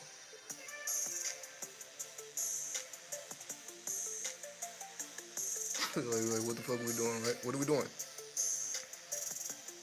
But this is what I be doing behind the scenes. Just showing you behind the scenes. So even if I'm not coming on YouTube, like I stay working, like I'm a workaholic. I'm a fucking workaholic. Okay, like I can barely sleep and shit. I can barely sleep. It's too much to do. Look at this. So even if you did nothing to this, you don't have to do nothing. You can just get right on this shit if you wanted to. So basically, this is a innovative format, meaning you're not going to make beats like this on no other app. So basically, these arrows at the bottom and these templates, that's all original to Apple. Because you can also do this in Logic Pro, but Logic Pro costs money. But this is the free version. But the free version gives you thousands of loops that you can arrange yourself, as you see, and you can make it into whatever you want. So even if I wanted to go backwards, so let me go backwards. Now I'm going backwards. So I'm not limited to just go forward. So now I'm going backwards. Now let's just say I wanted to skip one. Let me skip one and go to another one. Forward. So I am in complete control as to how these activate. When they activate, I can go forward, I can go back, I can skip, I can. So you see they already have built-in templates. Now let's just say if you wanted to start by yourself. So let me stop this. So let's just say you started with an empty template, right? Again, I'm just doing my due diligence, all right? If I don't show you this shit, then I'm cheating you. I'm showing you how to get on this shit, right? Look at this, new. This is an empty template. You see nothing. There's nothing here, right? Now let's just say, so this is what I'll do. So I'm gonna put the tempo to 93. I was like, what other number should I put it on, right? Like, oh shit. Look at this. You see that tempo, right? It's like 93. It may be backwards. But I got the tempo set to 93. Right? So the tempo is at 93. And I'm gonna put the key, I'm gonna put it in the G key, right? But if you look at this, key signature. So you can put it in whatever key you want, right? C, C sharp, D, E, so I'm gonna put it in D, or no, G, I'm gonna put it in G. So now it's in the G key, so it's at 93 tempo, or beats per minute, in the G key. All right? So if I hit the little loop, if you can see it, right there, hold on. Here's all your loops. You hit that little loop button right there. You see that little blue loop? Look like a loop. So yeah, you saw it, so you hit that. And that brings up all your loops. Right now, if you look at that number, the number says 1,797 items. So that's the sounds you have.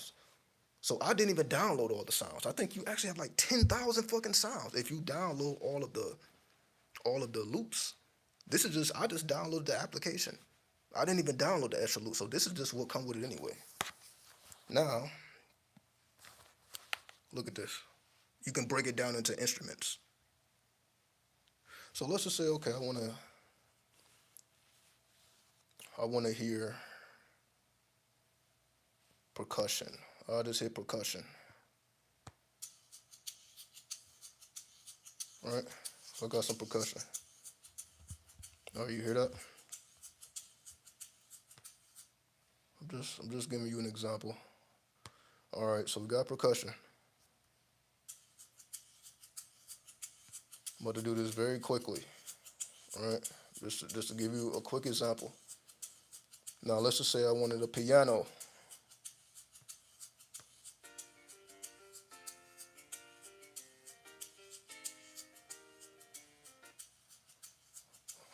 I was like, oh shit. All right, so we got a percussion, we got a piano. Now let me put a guitar.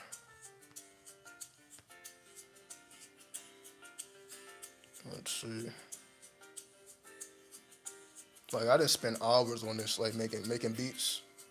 I'm just throwing something together real quick, but you can spend hours on this shit. Let's see. So you hear that guitar? So we're gonna put that guitar in there. Just a quick example here.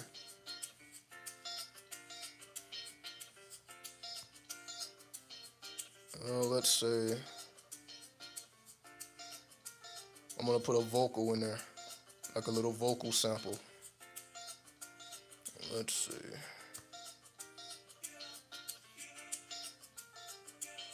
Yeah, that's fine.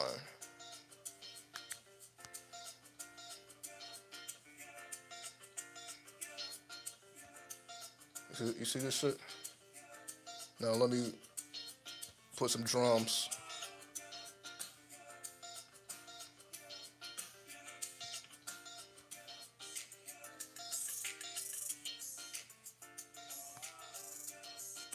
All right. Let me just do it this way so y'all not just looking at my face and I'm doing this shit, right?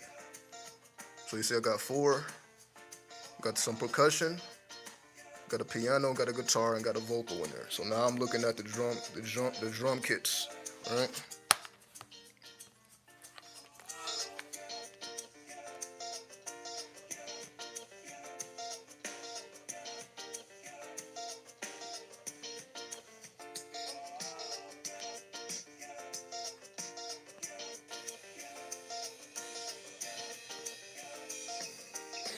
Let's see.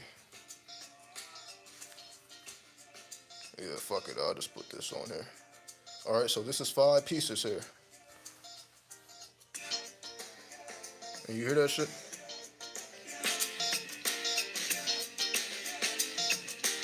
Just like that. And then I can make as many, so, I can click between it. So if I wanted to change that, so just like that. So you can say that could be like the hook.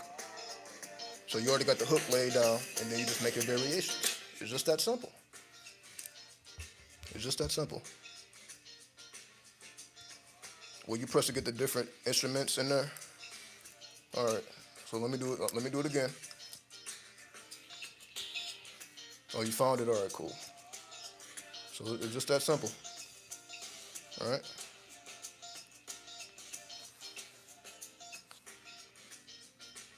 So let me show you. So let me stop this. So again, this is what already comes with it. So let's just say you want to, let me download more. Hold on. Let me go to the sounds. Let me go to the sounds. See, sound library. That says sound library. Now, look at all this shit. Look at all this. These are all sounds. All right. Hold on. I want to make sure I can. Here we go. So look at all these. You can download all this shit. Look at all that. Let me give you, so for example, you got this one right here. It says Ultimate 808s. Click that. Get a preview. So that's basically, they just give you a sample of what you get when you download these particular packs.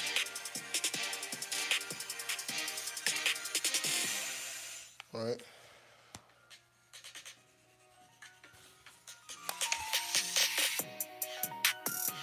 Look at that. Sounds pretty mainstream, right? So if you want to make that type of music, you got everything you need. 808s, whole pack, download for free, no cost to you. All right? You hear that shit? Look at that. It's pretty decent, right? So you see, this ain't no mediocre shit. Like, this is a powerful application. It's fucking ridiculous. This ain't no mediocre shit. You can do whatever you want with this. Whatever type of music genre, you're not limited to hip-hop. You can make any type of music genre. You're not limited. That's why they're showing you all these examples. All right? But we still fucking buying beats for people. Like, we can't produce our own stuff. And we have the technology, the hardware, and the software. We have it already. All right? But we're just used to things going in a certain fashion that we don't even pay attention like we should. We're so used to things being a certain way. Okay, you got to lease your beats. You got to pay this person for studio time. You got to do this. Like, we're just so used to doing these things. We're not like, okay, well, damn, maybe I should do it myself. right? Like again, you got mics, you got audio interfaces. So you already know, like the mic I use, let me see if I can show it right here, right? None of this stuff is expensive. So I got my own goddamn mic, fucking audio interface. Hold on. Well, yeah, this stuff, everything is already hooked up, so I'm not going to start unhooking stuff.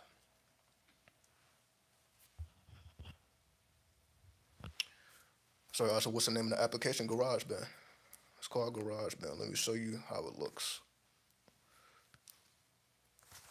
So if you go into the App Store, it looks like that. It has a guitar. It says GarageBand. It's right there. No cost to you.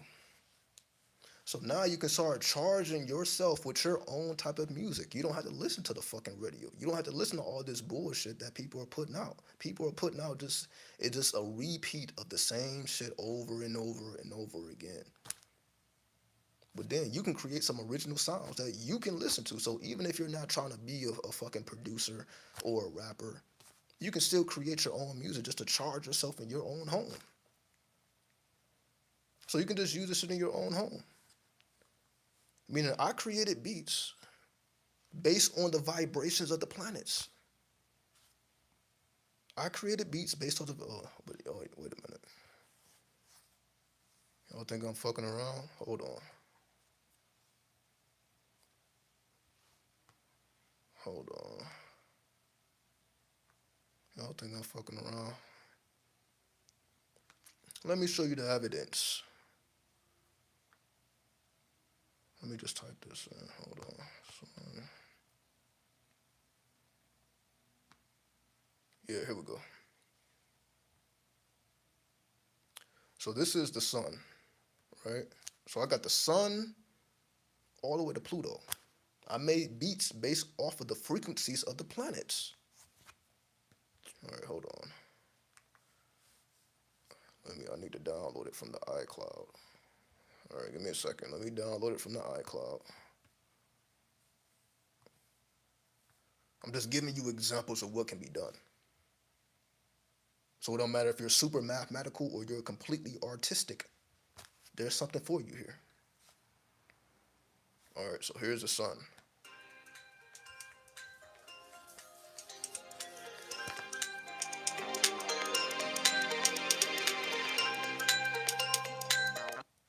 All right, let me play that again.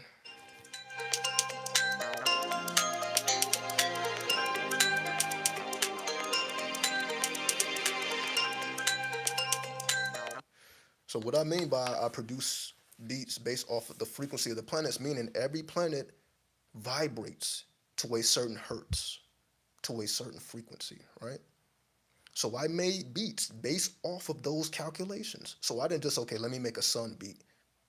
No, the sun is based off a particular tempo of the sun, and it's based on a particular key based on the sun. And this is for all planets. So these are specifically created based on mathematics, right? So when you play these beats, you're like, okay, damn, that's how the sun feels. We can bring the sun to Earth. We can bring the moon to Earth based off of the BPM and the keys. Let me show you the moon. That's the sun. And again, these are just quick little samples. Let me see, where's the moon?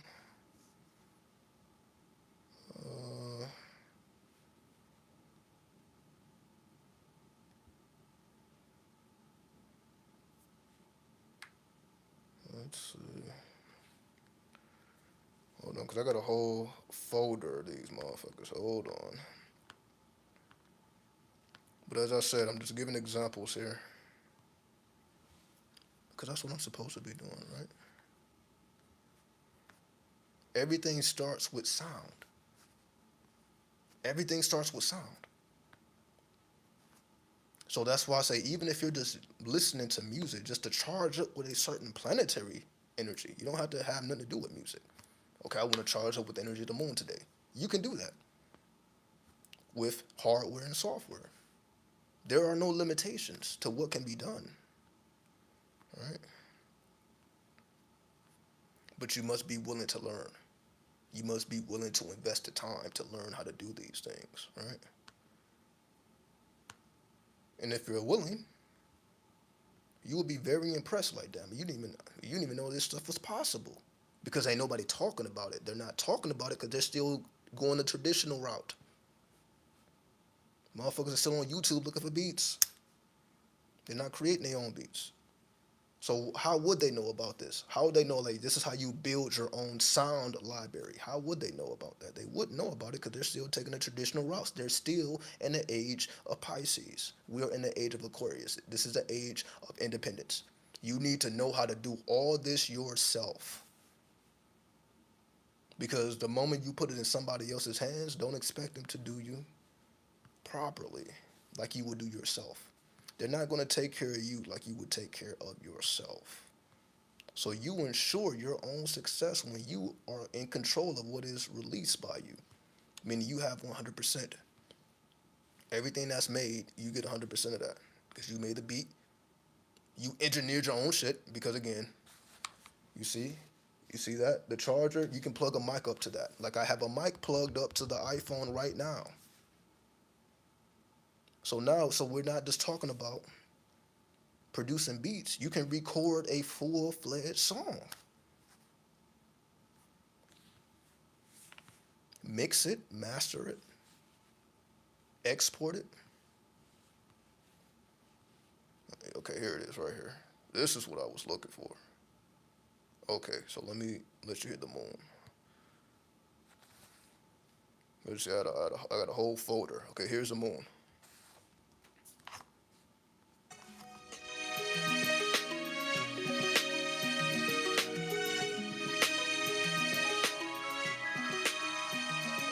Again, this is a certain BPM and a certain key in accordance to the moon.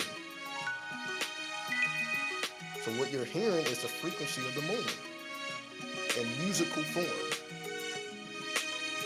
So basically, if the moon produced music, it would sound something like this. But the planets do produce music. That's why it's called music of the spheres. They do produce music. We just don't hear it. We have to create it. So you have to tap into the moon, the music that the moon is producing. Then you have to channel it down here via technology. That's really all we're doing. We're channeling things that are already going on, but they have to be channeled. They have to be put into the world. They don't already exist. Meaning this ain't stuff that already exists. All right. Again, these are files that I had to put my own time and energy into. So everything that I'm letting you hear, I created these in GarageBand. This ain't from nobody else. Like I had to take the time to do the research and then create it. So I had to act upon the research. So I didn't just do the knowledge. I had to also do the wisdom in order to gain the understanding, which is where we are now. Understand of what? The culture. To understand the culture, you must understand the sound frequencies, frequency vibration. Is that not what Nikola Tesla said? 98 BPM? Like you talking about a particular planet? Here we go. Here's Mars. Here's Mars. So if Mars was producing music, it would sound something like this. I'm just showing you the evidence. Objective, right? It's not subjective here. This is actual music that I produce. This is objective, which is my whole point, right?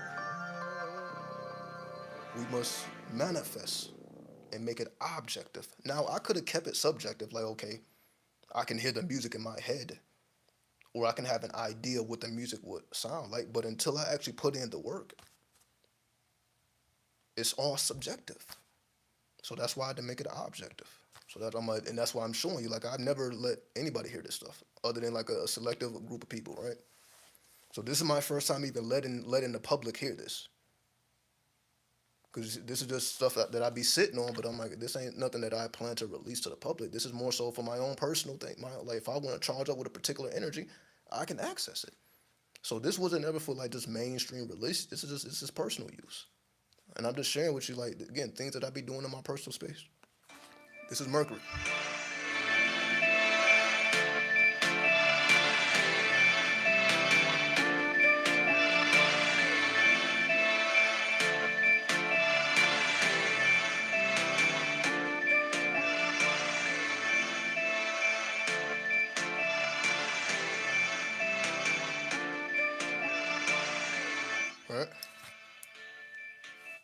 next? Venus. All right, let's go to Venus.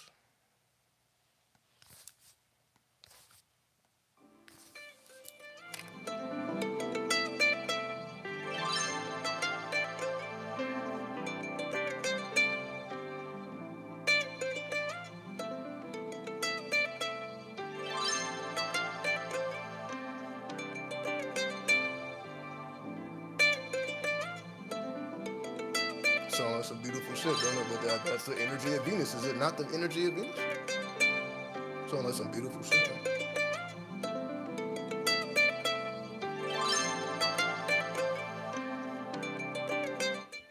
All right, that's Venus. Always a student first. As a great observer, we can always learn something new. Not even trying, just being in the moment. Because there's always information available to us. Meaning music is always being played. We just don't hear it. Meaning the ear can only hear between 20 and 20,000. Right, I think it's hertz. Yes, between 20 and 20,000 hertz. That's our audible range. But there are things going on outside of those ranges that still affect us, but we just don't know it. So we are affected by music, even inaudible music that we can't even perceive because it's above 20,000 hertz or it's below 20 hertz, but it still affects us. I know that because like if you listen to basically if like if I make a hertz, let's just say 18 hertz, and I put headphones in and I'm listening to 18 hertz, I'm not going to be able to hear anything because that's below the audible range of the ears. But to say I'm not affected by it would not be the truth. So even though I'm listening to hertz that I can't perceive, it still has an effect on me. Even though to me it's silence. So imagine what type of shit is really going on in the world. Frequencies are already affecting you. It's just not audible. It's not audible, but it affects you. That's one of the greatest mysteries there is. Like, yo, you are affected by inaudible music. You can say that's really how the planets actually affect us. They affect us through their music. We can't go up and touch a planet, but we can definitely perceive the music of the spheres. What's next? Jupiter. Let's play Jupiter. Can you make the song's beats into 432 hertz on the app, or would you use another app that converts it after you make it on there? So if you wanted to convert it to 432, you can definitely do it on Logic Pro, right? Which is basically GarageBand supercharged. So you will make the bass with GarageBand, and then if you wanted to do that extracurricular, you can do it through Logic Pro, right? So you would use Logic Pro. Do I have it on here? Hold on. Let me see if I have it on here so that you can see how this looks. Hold on. Let me see if I have it on here. Hold on. Just so y'all know, like I'm not fucking around here. Let me see. There it is. There it is. Hold on. Let me drop this. Hold up.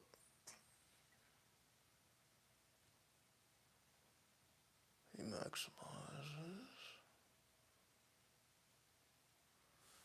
All right, let me flip the camera around. Let me see. How do I do that? How do I flip the camera around?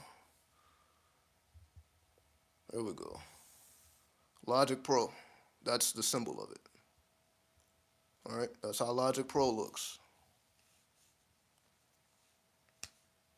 That's how Final Cut looks. Hold on. So yeah, Logic Pro. So you would use Logic Pro. Let me see if I can bring this up. Hold on. Did you see I stay with these goddamn apps? It's fucking ridiculous. It's, again, I just spent well over $1,000. I done spent well over $1,000 on this software. That's just software. That include the hardware. That does not include the hardware. That's the software. I done spent over $1,000 on software. If you include the hardware, it's like $2,000, right? It's fucking thousands. It's thousands.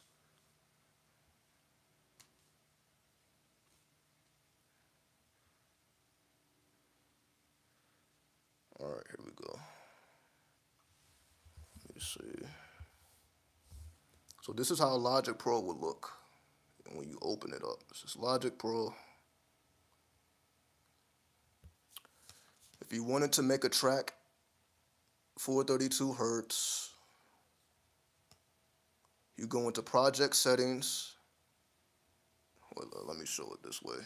So if you want to make it 432 hertz, file, project settings, tuning, which brings this up. And you see it says 440 hertz. So I will adjust this until it says 432. Look at this, and there it is. Hold on, there, hold on. 432. So now whatever I put in this is going to have a 432 feel.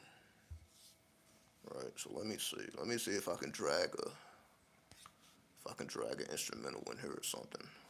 Let me see. Let me see.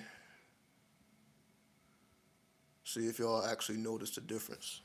That should look crazy from that angle, don't it? Hold on, let me find an instrumental here. Give me 1 second.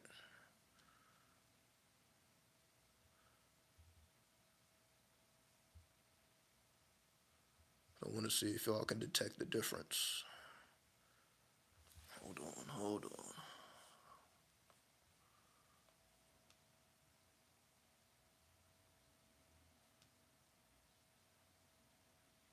Okay, here we go. Let's see.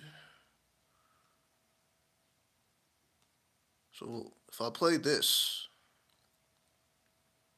but no, let me see if I can find an MP3. Oh, fuck it. I'm gonna play this.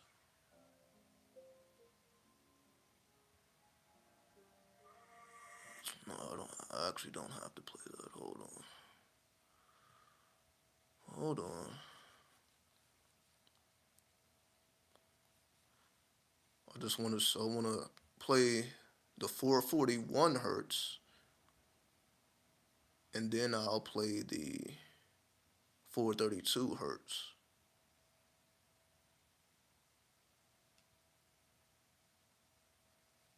Just give me a second. I actually don't even have that many beats because I haven't even been downloading beats. I'm like, damn, I don't even have. I'm thinking I have mad beats, but I'm like, I don't even have mad beats. Like I normally would, basically, like before I started making my own stuff. Like I'll have beats for days, right? But I'm not getting even no beats up in here like that.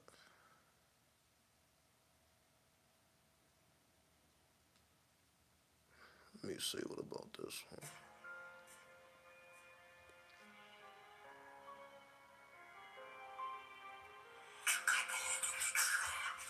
All right. So this is 441. So let me actually, so y'all can really hear this.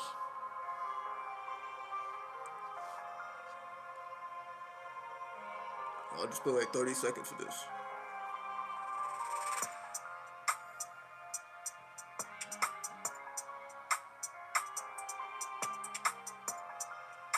So this is how it sounds regular. If you just like download it off the internet. Right? Pretty decent, right? Pretty decent. Pretty decent. Now let me pop it into that 432 hertz now.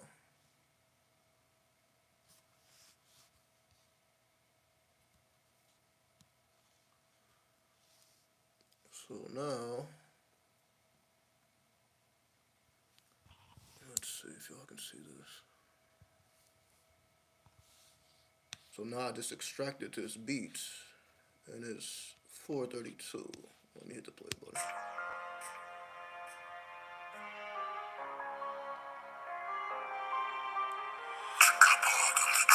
Now, yeah, I don't know about y'all, but it's a difference. Let me pause this. Like soon as it started playing, I'm like, I feel a difference. I don't know if you feel a difference, but like it feels a lot more deeper. Like it hits me, the music hits me at a deeper chamber when it's 4:32.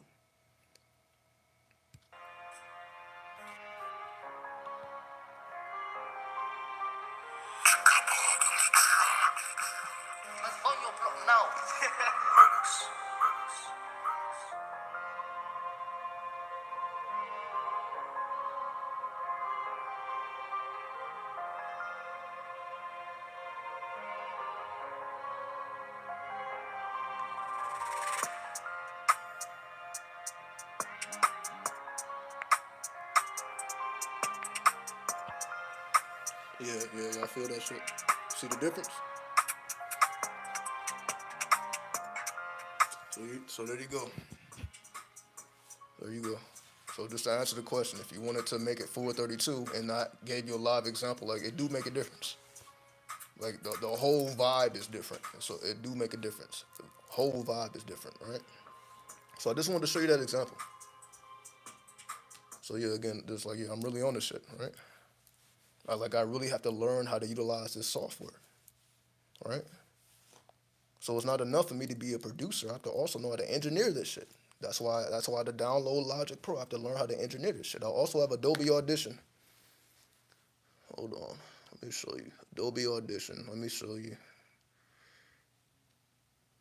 Just giving y'all behind the scenes of what really actually goes into all this stuff, right? Let me find it, there it is. So this is what goes on behind the scenes. If you are a technomancer, right? You gotta learn, you gotta know all of this shit. But this is what makes you independent. If you know how to produce your own sounds, you know how to produce your own visuals, you know how to mix, you know how to master, you know how to record, all of these things, it's what makes a person a content creator. This is what makes a person a technomancer. Because you know how to utilize the software, but not only the software, also the hardware.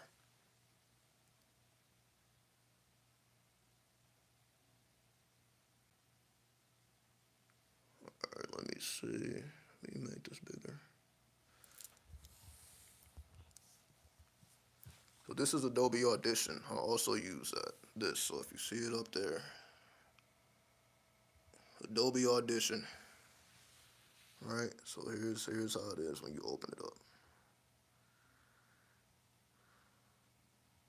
So just showing you. So if I wanted to make something 4:32 on this one, Adobe Audition, let me go back to the same track. Hold on. Let me go back to the same track. Let me see. Hold on. Let me go back to the same track I just let y'all hear. So y'all can hear the differences between the two. So let me go to the same track. Because every 432 hertz doesn't sound the same. See, that's the thing. That's why you have to know multiple fucking programs. Like, depending on what particular sound you're going for. Meaning, you may like Adobe's 432 more than Logic Pro, more than another. Again, so that you got to try it all. That's why they give you like 30-day free trials. Like most of this software you can try for free, so you don't even have to pay anything to test this software out. They be giving you like 30 days to test it out so that you can see where you should invest your money if you decide to invest your money. Because you got a whole month to explore to see like what sound makes you feel the way that you would like to feel. And it may not come from this software, it may come from a different software, but that's why again you have the ability to test all these things and go for what you're trying to go for. All right, let's see. Can you do it? Can you do it on Audacity? Yes, you can. Yes, you can. I've seen tutorials on YouTube that allows you to make a track into 432 hertz with Audacity, and Audacity is free. So if you don't want to pay anything, if you want free software, you can download Audacity, and you can also translate it into 432, right? So yeah, that's Audacity is another option, right? Especially if you wanna start off with the free things. If you don't want to make a big investment just right off the bat, you can definitely start with Audacity. And if Audacity do what you needed to do, you may not even need. Like again, I'm showing you advanced technology, right? This is not necessary. There's software that's a lot easier to learn. That's why I showed you the Garage, man. You see how easy that is to learn. But then I show you Logic and I show you Adobe Audition, and like, okay, there's more advanced software as well. Again, I don't know what I just. Hold on. I literally can't even find a damn track. All right, here it is.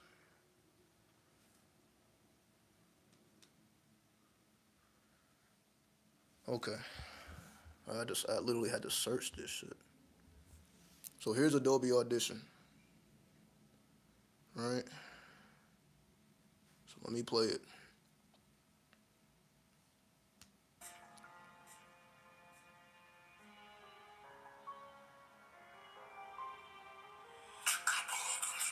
So this is 441. This is regular.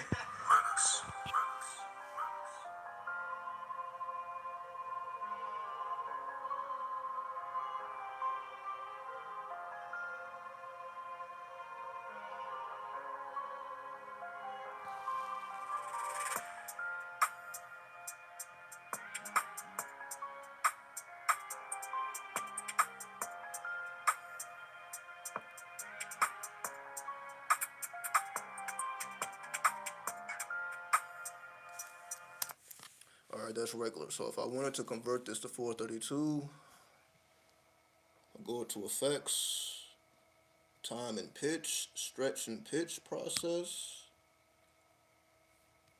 I'm gonna make this to -31 or -0.31 actually. Put in the secret sauce. Now when I play it,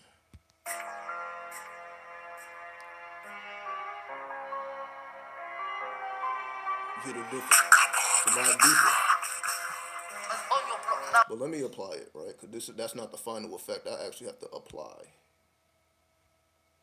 Let me apply it. So you see, it's gonna take about 2 minutes.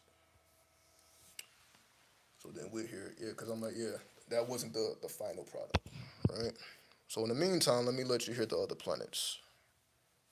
So the last one we played was Jupiter. So now let me play Saturn. So here's Saturn.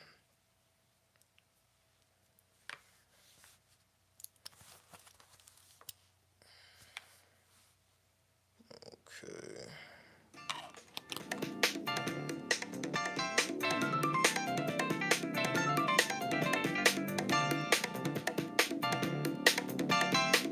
You see how Saturn is like fast paced? That's that root chakra shit right there. Right? You say that this is how like a lot of people feel like they just to survive, right? Like it's just a fucking survival of the fittest type energy, right? It's like, god damn. That's Saturn for you, right? Saturn is your killer instinct, right?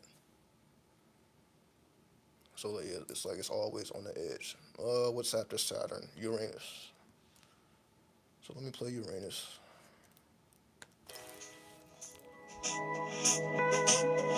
Because you see, after you get away from that chaos of Saturn and you enter into the outer planets, now you hear shit like this.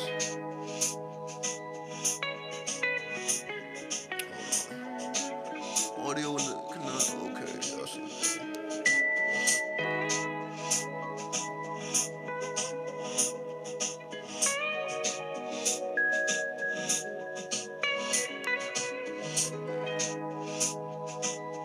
See, once you get from the hells of Saturn or Satan, Uranus, that's what you hit next. All right, let me let you hear the Let me let you hit the 432.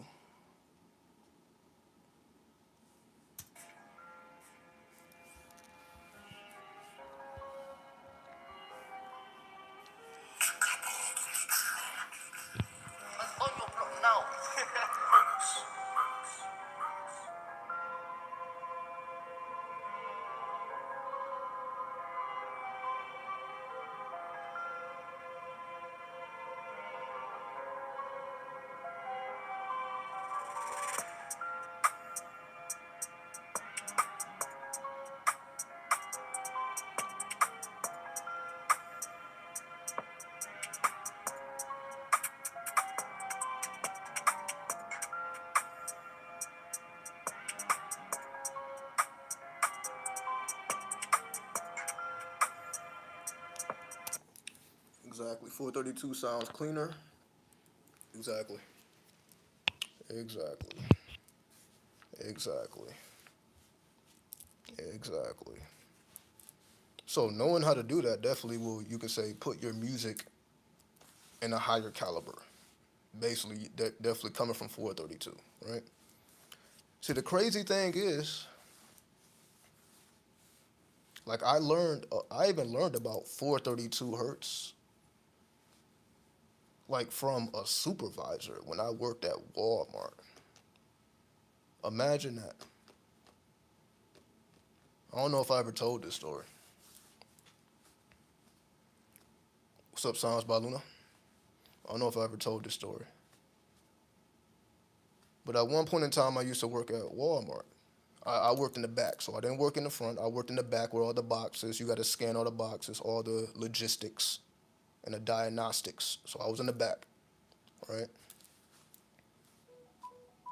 And I had it was two supervisors, right? It was a black guy and it was a white guy, right? The black guy was religious, right? Super Christian.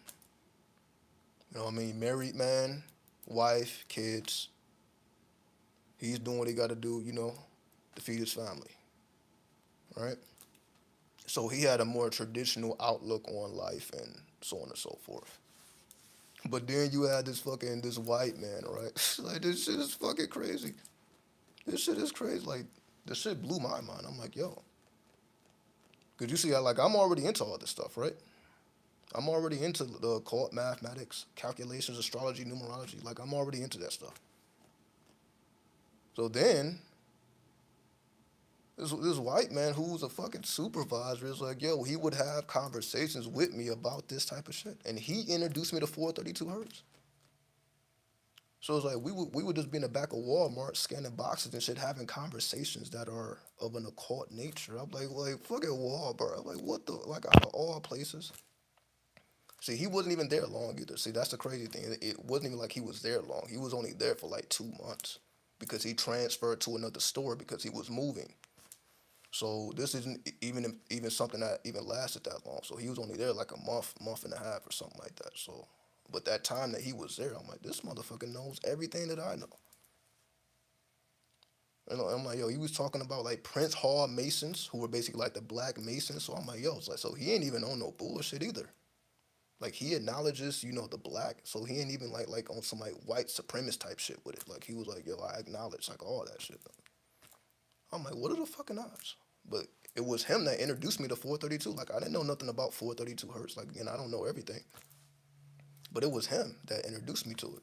And I would just remember, like, every time we would be having conversations, then the manager would walk in, who was a black guy, and be looking at us crazy, like what the fuck are y'all even talking about? Like, it was too beyond his realm or his scope of thinking. Like, you're like, yo, it's like listening to a whole different language, right? But yeah, out of all places, that's where I learned about 432 from a fucking supervisor in Walmart who every time we had this super intellectual conversation. I'm like, this ain't what I fucking signed up for. But this is what I got though. I'm thinking, okay, I'm just about to get a job and make money. Not realizing that the fucking supervisor was going to be somebody who made a profound impact on my life. Because they introduced me to things that I didn't know nothing about. and they were they were like me. They're like fanatical with it, like mad scientists. This, like to me, that's I consider myself a mad scientist. And like they like on mad scientist level. And what I mean by mad scientist is just like you got regular scientists who just do what they do for research, to pay their bills, to pay their mortgage. And then you got the mad scientist, like the villain, who's trying to take over the whole fucking world, right? And I'm like, yeah, man, that's all I fucking talk about. The age of Aquarius, being independent, rebel against the world, rebel against the system. I'm like, that's the mentality I have already. So to meet somebody with this same mentality, it's like, yo, like I ain't even trying to be more than what I am. I just respect what is. Again, you just never know who you may run into, right? But that's just again, that's how I learned about 432 from a fucking supervisor from Walmart, who I didn't spend that much time with, but the time I did spend with him, it was like, it's like you're talking to a mirror of yourself.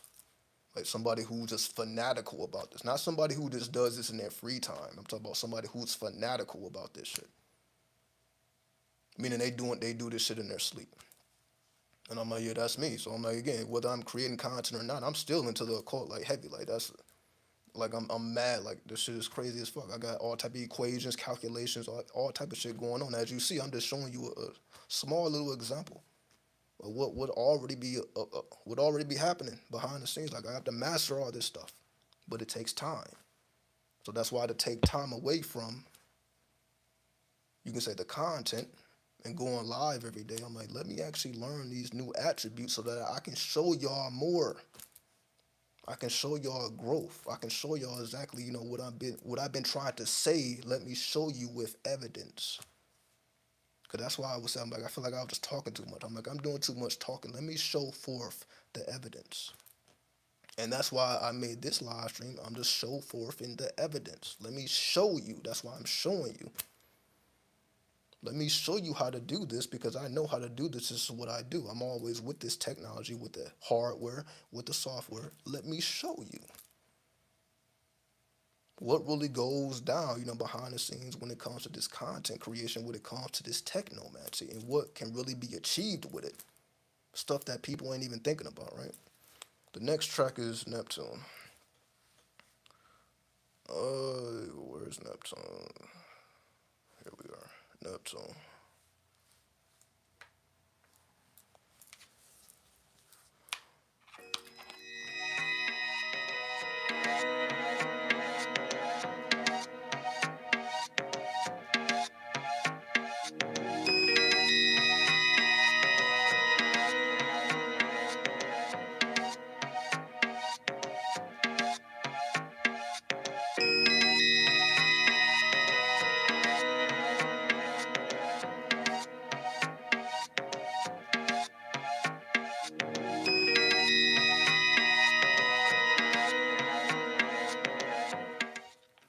Yeah, that one's probably my favorite.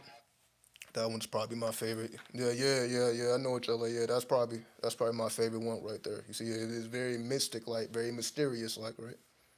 But the reason it has that effect on you is because like that's actually Neptune.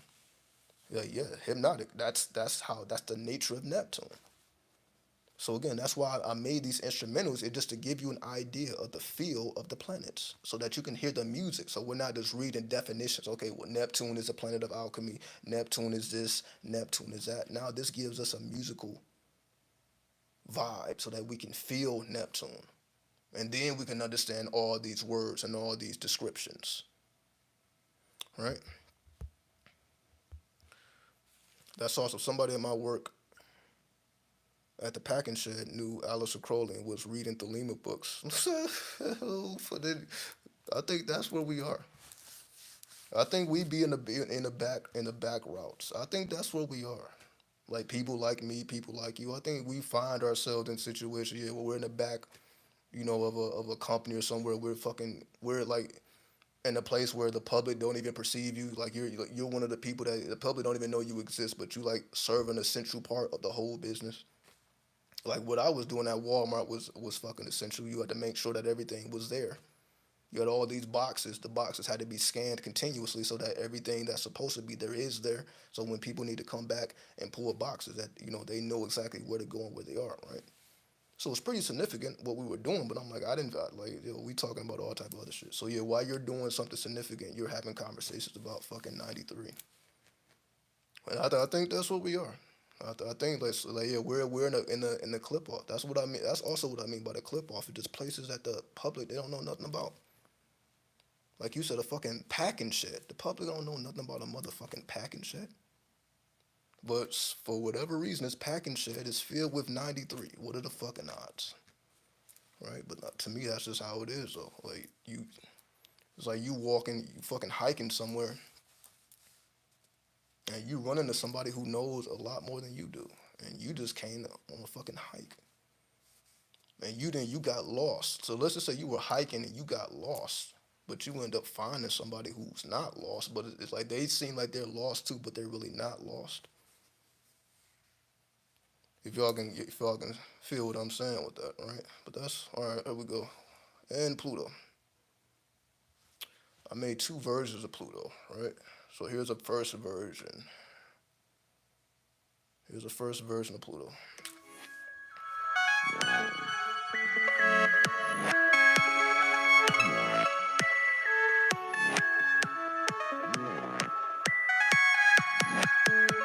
This shit remind me of the game Bust a Groove. For those who've been around that long, right? Fucking PlayStation. I think it was PlayStation 1. It showed that shit is for the old shit. I don't know if y'all ever played Bust a Groove. Oh shit. Oh shit. Like the last stage, like you had to dance against an alien.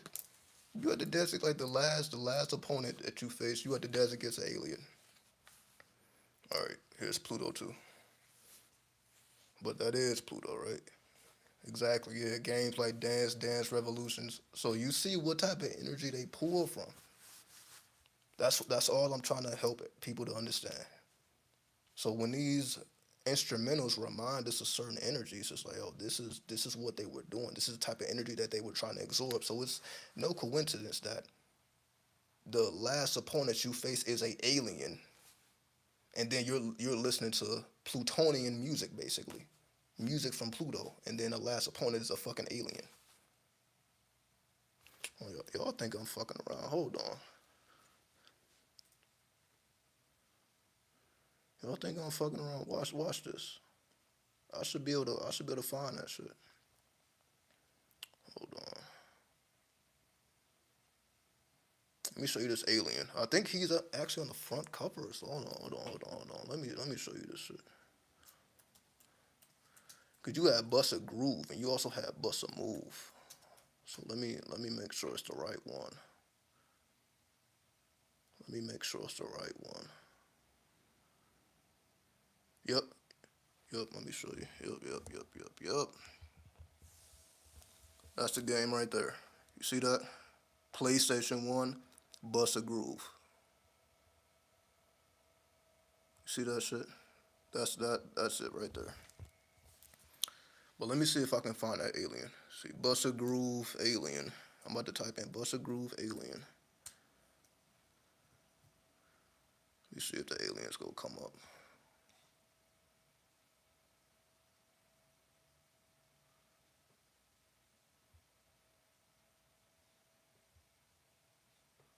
Let me see. I'm not seeing it. I may have to go to YouTube. Hold on. Let me see if I can go to YouTube.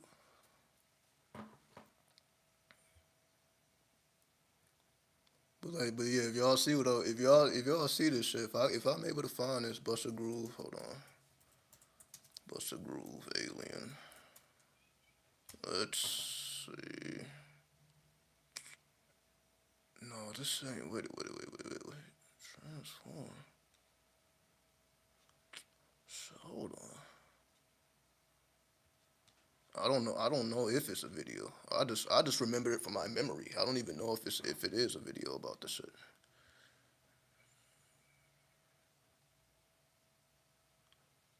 But here are the aliens though. Hold on.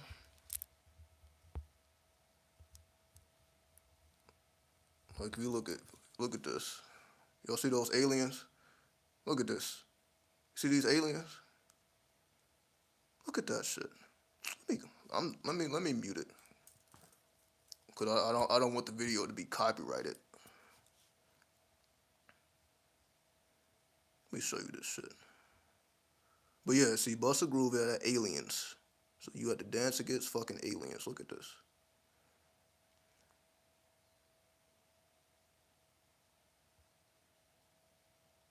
Look at these motherfuckers.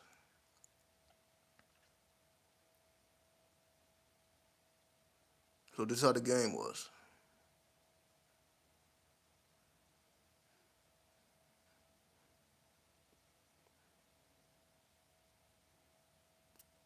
Oh yeah, see y'all don't know. Yo shit, y'all probably don't know nothing about this. Look at this.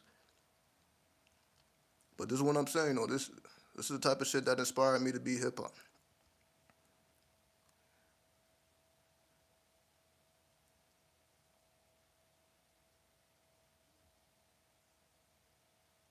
Look at this. Let me play the music. I'm gonna play the music shortly, but then I'm gonna turn it off so y'all can just hear the music. Look at this music. But yeah, so you can get a feel of how the music is.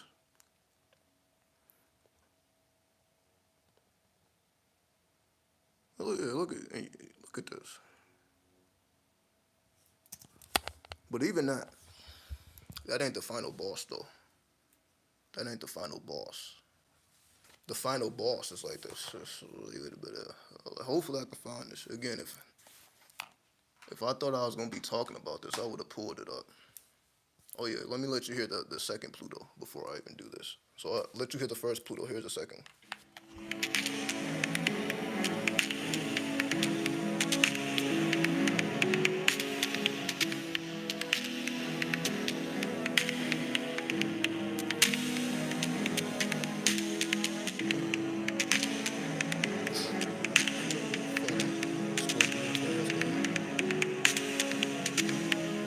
Y'all ain't never played that shit? Yeah, see, I used to be a gamer. Like, okay. I used to be a gamer. I don't do much gaming today, but I used to be a hardcore gamer. Hardcore. Up all night, up all day games. Like, I used to be. Yeah, that was it. I don't know how popular that was. I don't know how popular that game was. But you see, it's stuck in my memory. I'm like, that alien. All right, here we go. Let me find this fucking alien. Like, I don't know why this is so funny to me. I don't know why this. Let me find this alien. Because the last boss is a fucking alien. With this crazy ass track. The rebirth beat. Yeah, exactly. See, that's the energy of Pluto. I may need to put in final boss or something. Yeah, final boss. Let me see if that works. Buster Groove, Kitty. Yeah, Robo Z. Like fucking Robo Z. What the fuck? Let me show you. I don't know if this is hold on. I don't know if this is the. Let me play this. Let me see what happens. Let's see what happens. So you see Robo Z, the final battle. So yeah, the final boss was called Robo Z. Yeah, here it is. They actually look at this. Wait, okay. Look at this. See about this big ass robot. Look at this.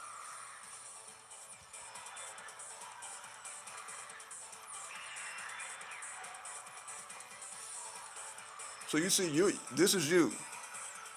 You're this little motherfucker right here, battling that big ass alien, that big ass robot.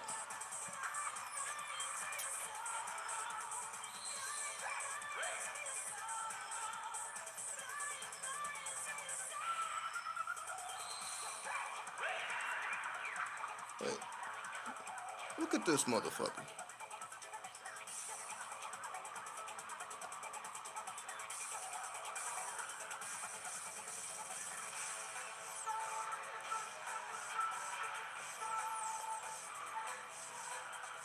Yeah.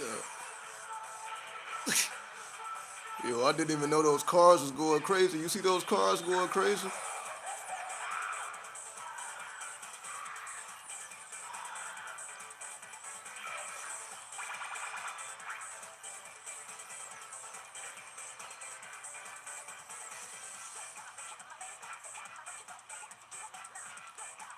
Yeah, you hear that? That's Pluto right there.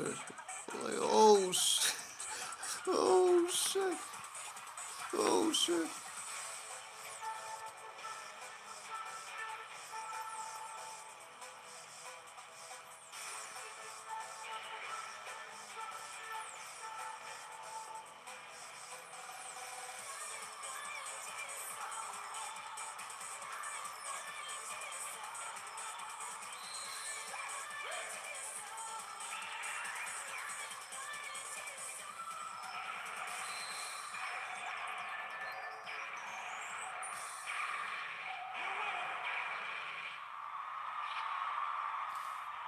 Yeah. Yep. Yep. Yep. But you see, I wasn't even thinking about that shit. I was not thinking about Busta Groove before I even made this video. That's what that music do. He said that music triggered that memory. I'm like, oh shit, this reminds me of Busta Groove, which I haven't thought about in fucking years. That ain't something I just be thinking about. That's something I haven't thought about in years. But it triggered the memory. I'm like, oh shit, Busta Groove. Let me see if it's on YouTube. I see. That's my first time even looking at it on YouTube. I didn't even know if it was on YouTube. I just remember when I was actually playing it. Right? But that's what the planetary music did. It triggered me to like, oh shit, let me. All right. That's the power of music. That's the power of sound. It triggers memories. Memory, and it also triggers you to receive new downloads. And basically, that's why I'm encouraging people to make their own music, make new music, because it's going to cause you to have new downloads. That's why people are not having new downloads, because we keep hearing the same type of music. Because if you go back in the past, the music was innovative. That's why music has such a powerful effect. Like, on the older generations, they all about love. Isley Brothers, Michael Jackson, stuff like that, James Brown. Because that music was giving them downloads. Especially when you have never heard no shit like that. Imagine seeing Michael Jackson bust out a moonwalk and you've never seen no shit like that before. That's causing people to receive new downloads. That's how hip hop was able to advance rapidly, because you're like, oh shit, look at what these motherfuckers are doing. Let me see what I can do. That's how it went. When you listen to new music, you receive new downloads. That Michael Jackson game was super lit. Like, Michael Jackson is legendary, right? They're gonna be still talking about Michael Jackson generations from now because of the music. Also because of the person, but just the music is what brought it all together. Those visuals is what brought it all together. So not just the music, but also those music videos is crazy. Remember he did that Egyptian music video? It was something about, I don't even remember the title of the song, but y'all remember, like, I think Eddie Murphy was in the music video, that Egyptian music video. I don't remember what song it was. But that was like the first time some shit was like that had been done. It was new, and it allowed people to receive new downloads. So when you make new music, you open up yourself to new downloads. Oh yeah, remember the time. Yep. Yeah, you see how it's already in your memory? You see how it's just in the memory? You didn't have to Google search that shit. So, just, again, I'm just showing y'all, okay. I got like 20% now, but we good. So, again, like, I couldn't do this before.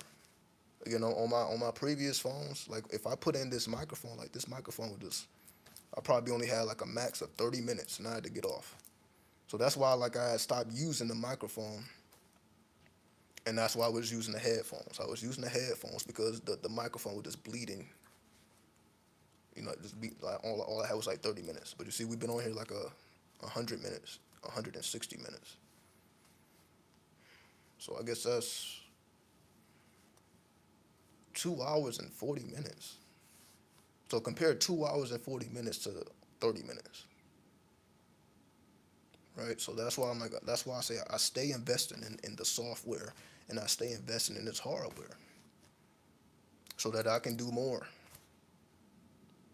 So because I invested in the hardware, now I'm able to give you a longer live stream and it's high quality. So not only is it high quality video, it's also high quality audio. But that's software and hardware, right? Again, I had to buy the mic, I had to buy the phone.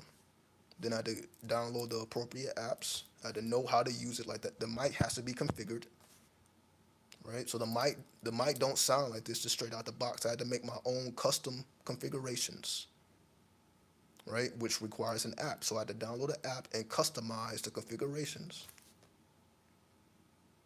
just to get it to sound like it sounds, right? So again, it doesn't sound like this out the box. This is how it sounds based on the configurations, right? So yeah, I didn't plan on doing any of this shit.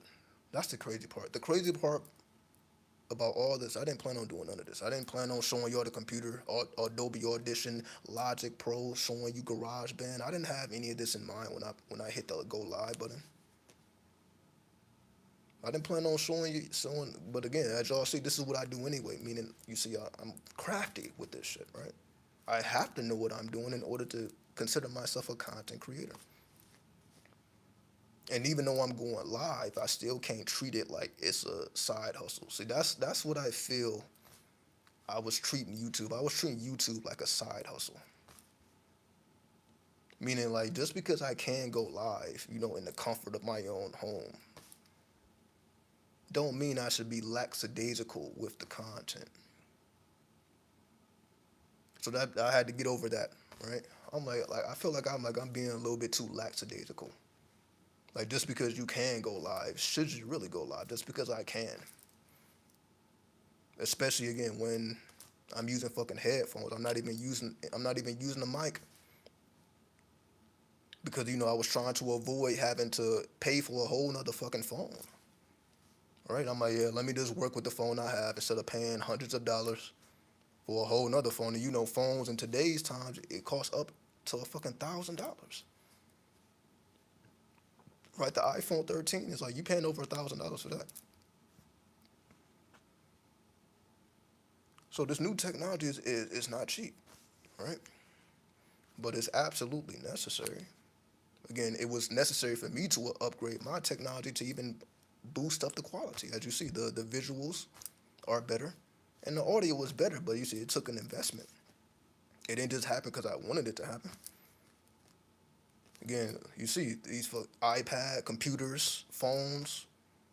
Again, all this is hundreds of dollars, thousands of dollars. Again, got an audio interface. Again, I showed y'all the mic. Like, all this stuff. But everybody has their own way. That's why it's called alchemy. So it really ain't about the mic you using. It ain't about the tablet. It ain't about the computer. It's about your skill set. It's about your craft. So whether you're using a Mac or a Windows or any other computer, it all comes down to your skills. So just because I use Apple, that don't mean you have to use Apple, right? It's all about the skills. So that's what I'm really showing forth, is just the skill set to know how to do certain things, right? So that's why when I make like the ASMR videos, that's when I open up the hood. When I do the music, like the rapping or the MCing, also when I do the ASMR, and when I do the pre-recorded videos, like the non-live videos, I have to open up the hood. And I have to get into that Adobe Audition. I have to get into that Logic Pro. I have to get into that Final Cut. I have to get into that GarageBand. Right? So that even if you're not into ASMR, even if you're not into the music, I'm like, okay, at least the quality is there. And that's why I'm always working on the quality. So definitely, like, the next track you hear from me, the next musical track, is going to be better. The quality is going to be better. Because every day I get better as to how do I make the quality better. Again, that's just engineering. So now we're going from producing, because basically what I just showed you with GarageBand, that's producing, right? Making the beats and all that, that's producing. So that's another hat. So not only are you writing your lyrics, you have to produce the beat. After you produce a beat, now you have to take that beat that you produce and put it into a Logic Pro or Adobe Audition or what's another one? Pro Tools, right? You have to take the beat that you just made and then you put it into Pro Tools, for example. And then you have to engineer. You got to record, mix, and master. And that determines the quality of your song. And you see, all these are different attributes. When you are emceeing and you're crafting those lyrics, that's one hat. Then you got to produce that beat. That's another hat. Then you got to engineer, record, mix, master. That's another hat. Then you got to advertise. You got to upload it to social media. You got to let people know what's going on. That's another hat. Then if you are a performer and you have to perform the music, that's another hat. The live performance. Then you got merchandise to be able to for people to to rock your merchandise if they are into it, right? That's another hat. So what I'm saying is this is all a part of content creation. This is all a part of technomancy. So even though it seems like goddamn, a person could easily get overwhelmed with all this stuff, all this technology, all this software and hardware. It's about the skill set. Right? Because if you have the skills, you can, again, it don't, if I had a Windows computer, I can still make shit happen. I can still access Adobe Audition. I just so happen to have the Mac. But it's not needed. I just so happen to have the iPad, but I have another a Samsung tablet as well, which is more for entertainment. All right, this is more about entertainment. Hold on. All right, got this tablet too. All right, but this is a Samsung, right? So I'm cross-dimensional with it, right? So even though you say I'm heavy with the Apple, but I also tap into the Android too, because I understand you need both worlds. And just because you see me on a Mac, I know how to utilize Windows. Right, Parallels. For those who know about the software, Parallels allows you to run Windows on your Mac. And I actually have a Windows PC right here. Right below the computer, I actually have a Windows computer. It's not a laptop. It's an actual computer. It's a Windows computer right under. So I had to learn how to use all this stuff. Over the course of 10 fucking years. This is over 10 years at this point. Yeah, it's over 10 years at this point. But basically, it's I had to master everything separately. It's just now that I'm learning how to bring it all together, which is basically what I'm getting at here. So with the time, I had to dedicate a certain amount of time for Windows, a certain amount of time for the Apple products, a certain amount of time for the iPad, a certain amount of time for the iPhone. All these things, basically, you can say I learned all these things at different times. I had to learn Premiere Pro before I even knew about Final Cut. I had to learn about Adobe Audition before I even knew about Logic Pro. So I learned all these things at different times. It's just now I'm okay, this is how you synchronize all of these things together as one unit. Because it's not enough to just know how to do one. I'm yeah, I can write the most insane bars. But if I don't know how to produce and I don't know how to engineer, then I'm limiting myself. I'm limiting myself because now I have to put it in somebody else's hands who may or may not reflect the idea that I'm trying to convey. See, when you make the beat, you're going to make the beat and you're going to create the feel that you want to create instead of having to rely on to find a beat that already exists that fits what you're trying to manifest. So you have more control over the feel, not just with the beat, but also the production. The engineering, because now you're able to mix it in a way to give it a certain effect. See, all these things are subtle. I mean, the reason why the average person or the average creator overlooks these things It's because they don't truly understand the subtleties. Meaning it's a real magical feel when you have full control over your sound. Like, okay, I'm trying to create this sound and I'm going to create that particular sound instead of telling somebody else to do it. And they may or may not do it well, but you still got to pay them. Meaning if they do it well or they do it okay, they still get paid. The producer is still going to get paid for the beat. So basically, whether or not they meet your standards, they're still going to get paid for their time, for their effort. So it's like you're trying to convey your ideas, you can basically say to someone else. Okay, I have this idea in my mind, and you basically are communicating or conveying that to them, and you just hope that they can comprehend what you're trying to convey to them, which doesn't always work out well. Sometimes it works out perfectly, sometimes it doesn't. But again, based on the music industry that we have been accustomed to, that's how it has been being ran. They want the artist or the rapper or the singer to strictly focus on their rapping or their singing. They don't want you to focus on making beats. They don't want you to focus on engineering because they already have people in positions to do that for you. So like, yo, just master your craft. All you gotta think about is the rapping. Let us focus on everything else. So that's the type of mentality that we have taken on. So you can take on that mentality again if you are already in position. But if you're trying to get into position, your mentality has like, yo, I need to learn how to do all this. And if you let somebody else do it after the fact, then that's different. Because you still know what to do. So whatever that they miss, you can correct because you understand the process. That's what this is really all about, to understand the process. So if they do miss something, you know how to correct it. Because if they miss something and you don't know how to correct it, it's just going to be a missing element. But if you know how to correct it, then you know how to fill those gaps, which another person may not be able to fill because, again, they don't see your vision as clearly as you see it. That's why you have to convey it to them, but you don't have to convey it to yourself. You already have it within you. So that's why I say, so even if it's a year, this year is going to pass anyway. Eventually, it will be 2023. Eventually, it will be 2024. The time is going to pass anyway. So why not invest in the software and the hardware that allows you to have full control over your creativity? Why not? Why not invest in software and hardware that allows you full creativity?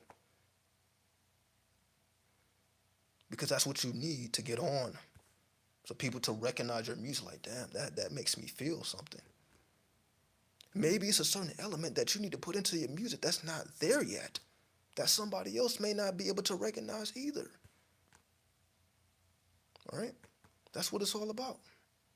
It's about those missing elements or those missing pieces that another person is just not going to be able to grasp.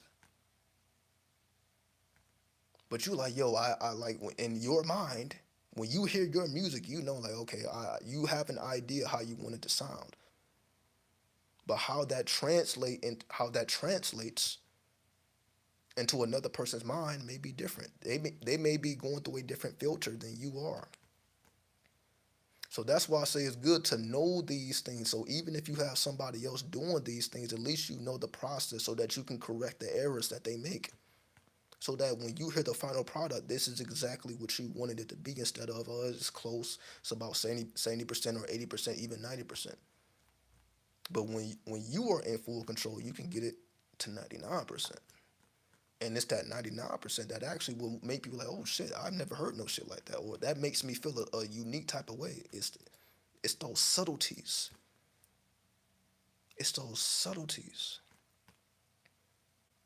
As people like to call filters. Like when we think about like Snapchat is all about filters, right? They took the filter game to a whole nother level, right? Snapchat took the filter game somewhere else, right?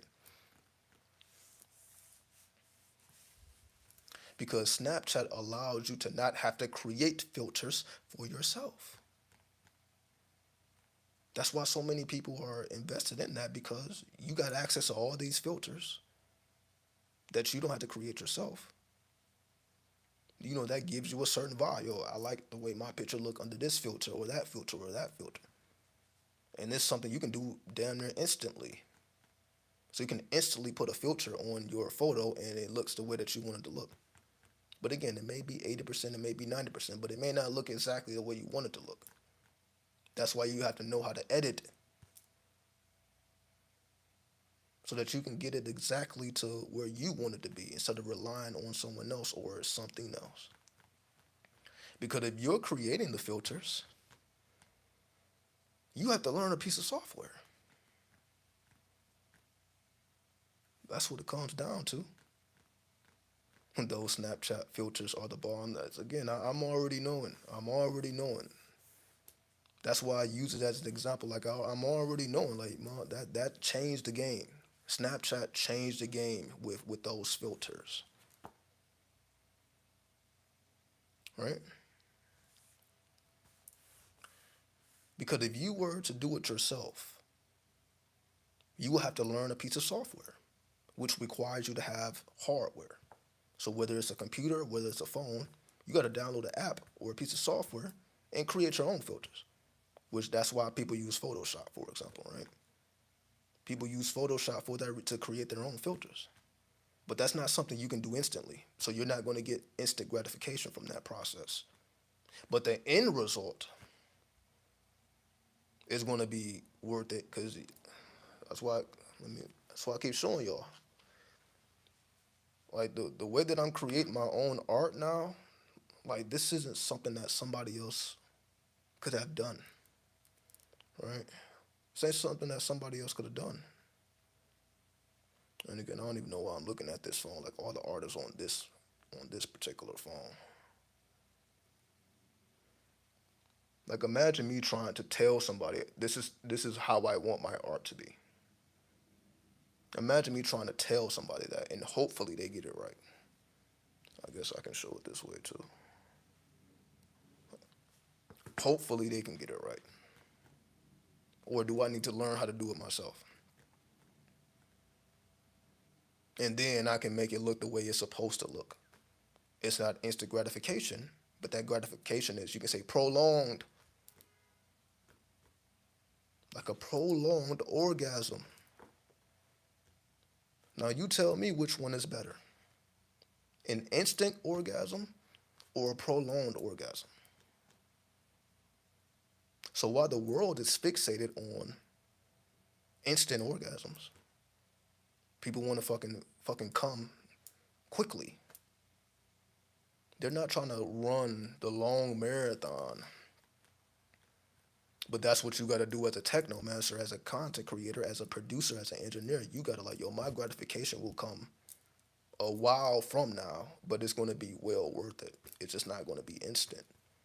That's why we live in a world of instant gratification.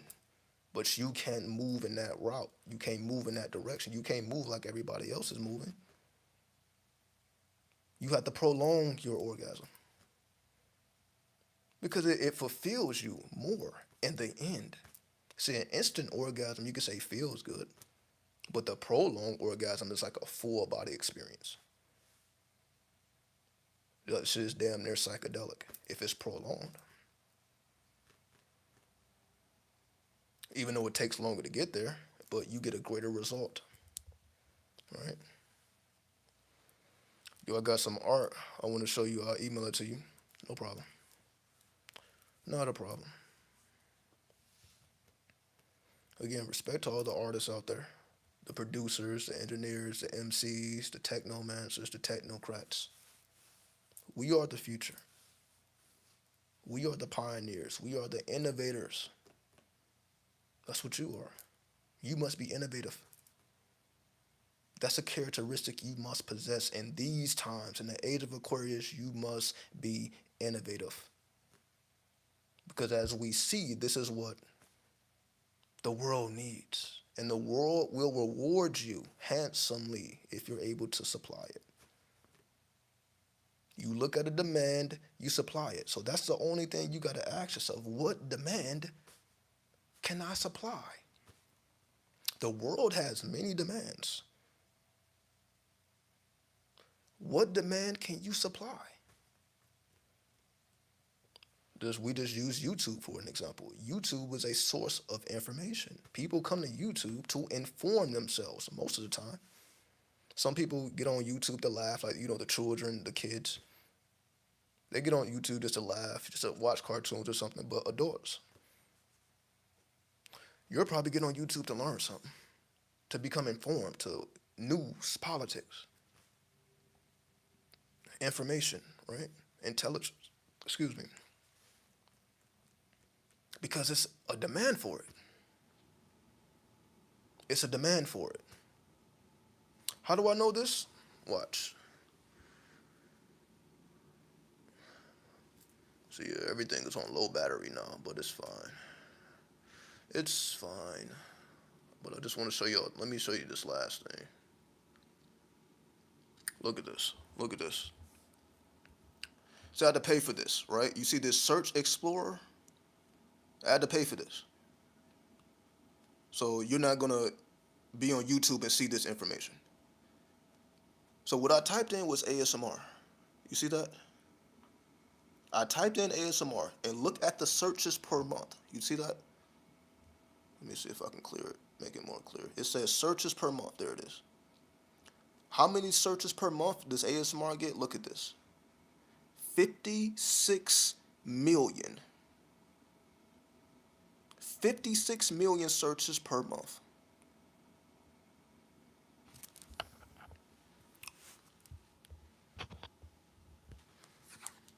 And again, this will be a last point here, because I'm at like 10%. But yeah, we didn't got fucking 3 hours in, so fuck it. It's been very informative. I'm just showing you the demand. As again, I'm all about showing. I want to show you. So I'm not just running my mouth. I showed you the proof, the evidence, right? So that you know this ain't no bullshit. So if you have 56 million searches per month in ASMR, you tell me what other music genre is getting that much search. And then you have different categories of ASMR, right? Some people like mouth sounds, some people like hand sounds, some people like, ear sounds with the 3DO mic. Some people like the Blue Yeti sounds. Like everybody has different taste, right? So it's all about where do you fit in? What demand can you supply? But again, when you make the proper investments, you can find out what demand you can supply. So the same way I just typed in ASMR, okay, well, that's 56 million searches per month. I need a piece of that. Even if I'm able to get, let's just say, 10,000 views of that, I'm cool with that.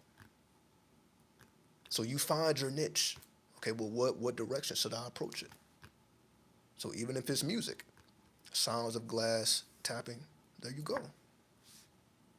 Everybody enjoys ASMR. It's a demand for it. It's a high demand. You see that shit? You see that green arrow? See that green arrow? Look at that. Look at that's the demand is ridiculous. Look at that. That shit is off the scales. That shit is off the scales. Now it says poor here because that's based on competition. So that means there's a lot of competition. So this is probably, and they give you a score like from 40 to 100. Well, this particular score is 40 out of 100, right? Now, let's just say I typed in 3D ASMR. And again, I don't know when the computer is going to fucking die with it. Let's just say I typed in 3D ASMR, or fuck it, I'll just do that. Right? So look at the difference. See, that's only getting 2,000 searches a month. It's not as popular as ASMR, but you see the score is better. Instead of getting a 40 out of 100, you get a 59 out of 100. So even though the search results is not as spectacular, you got a greater chance at entering in. But let's take it a step further. Let's just type in 3D binaural sound or 3D binaural Yeah, 3D binaural sound. All right. 3D binaural sound, 31 out of 100. Now let's just say 3D binaural ASMR. Again, I'm just quick little examples here. Now you see that's a greater search volume, gives you 43. So I'm just showing you that to show you that. How do you get the Search Explorer? Is that on YouTube? Yeah, you got to pay for it. It's called keyword research. It's called keyword research. This is how marketers and advertisers target their audience. This is what professionals use. That's why I have it. I'm like, I need that so that I can know what videos to make based on the search results. So meaning, it will probably be better for me to make a video with 1 million search results a month versus 1,000. Because how many views am I really going to get with a topic that's only searched 1,000 times a month versus a topic that's searched 1 million times, 10 million, 50 million? This is how people target the type of content they want to make. Keyword research. This is what professionals use. That's why I got to use it. So I'm like, this is how you target where you fit in. So meaning the closest to 100 that you can get, that's what you're supposed to go. So basically, you're going to be typing in keywords, right? And eventually, you're going to get to a score like, oh shit, that's 90. Oh shit, that's 80. That's 90. You can even have a score of 100. And then like, okay, well that's I should move in that direction based on that score, as close as you can get to 100. This is what professionals do. Or people get paid to do that shit. People get paid to do keyword research. Because this is all marketing. See, we talked about the producing, we talked about the engineering, we're talking about the MCing. Now we're talking about the marketing and the advertisement. That's what keyword research is for. This is how you find your audience. This is how you target your audience. So that's a reason why I even do ASMR. Because I'm like, damn, that's 56 million searches per month. Let me get a piece of that.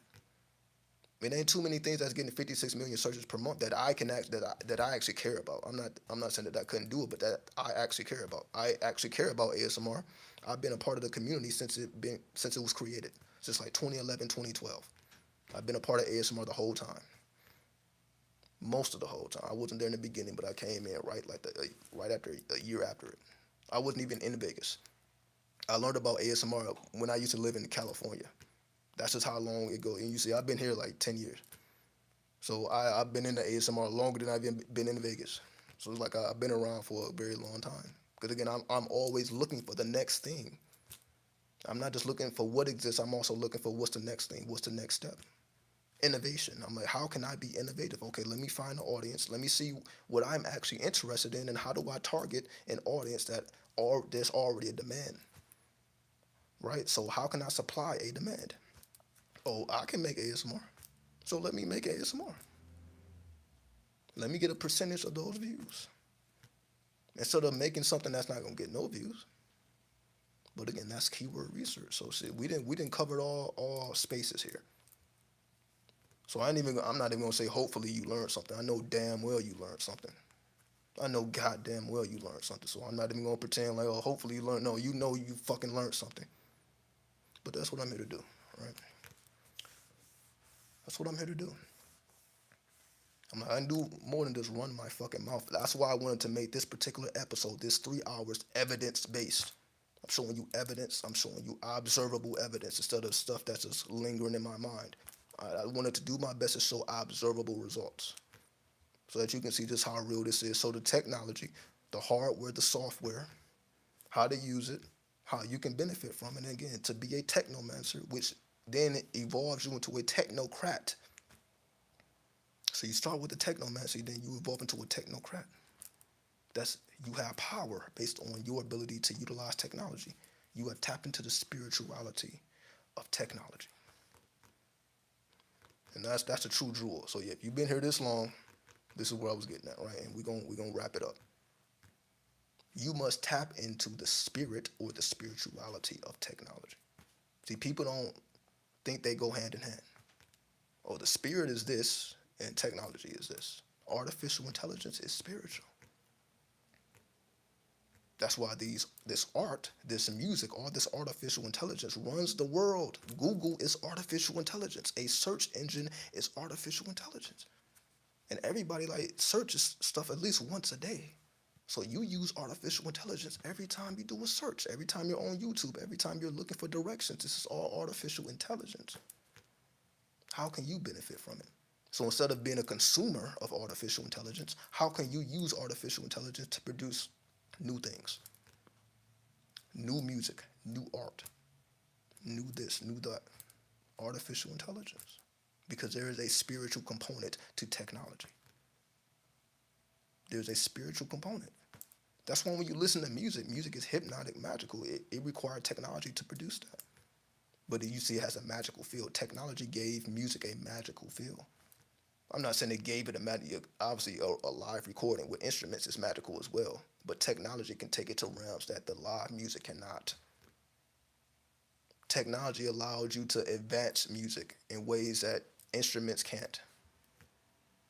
That's why you see all music is filtered through technology, because people know this already. The whole music industry is built off of technology and being able to manufacture magical sounds based on these effects and these results we can produce and combine. This is alchemy. This is all alchemy. Hardware, software, as a unit is alchemy. So your magic must be in the techno world, in cyberspace. That's what makes you a cyber magician. Cyber magic. If your magic is not cyber, you need to catch up. That's why, like, I don't even encourage people to do rituals and shit no more. Fuck all that shit. Fuck all that. Fuck the old stuff. We're no longer in that age. Fuck it. The age of Aquarius requires technomancy. Advance your magic into the technological space. That's what people are trying to do anyway. But they don't explain it this way. This is what people are trying to, when they're trying to be influencers and get all these followers, this is what they're trying to do anyway. But now you understand the components. Now you understand how this shit is done. This is enough for you to take it and you can do some real shit with it. But the choice is yours. With that, I bear peace. 93. Do what thou wilt should be the whole of the law. Love under law. No, love under will. What the fuck am I thinking about? Love under will. Love is the law. Love under will. There we go. Love is the law. Love under will. 93.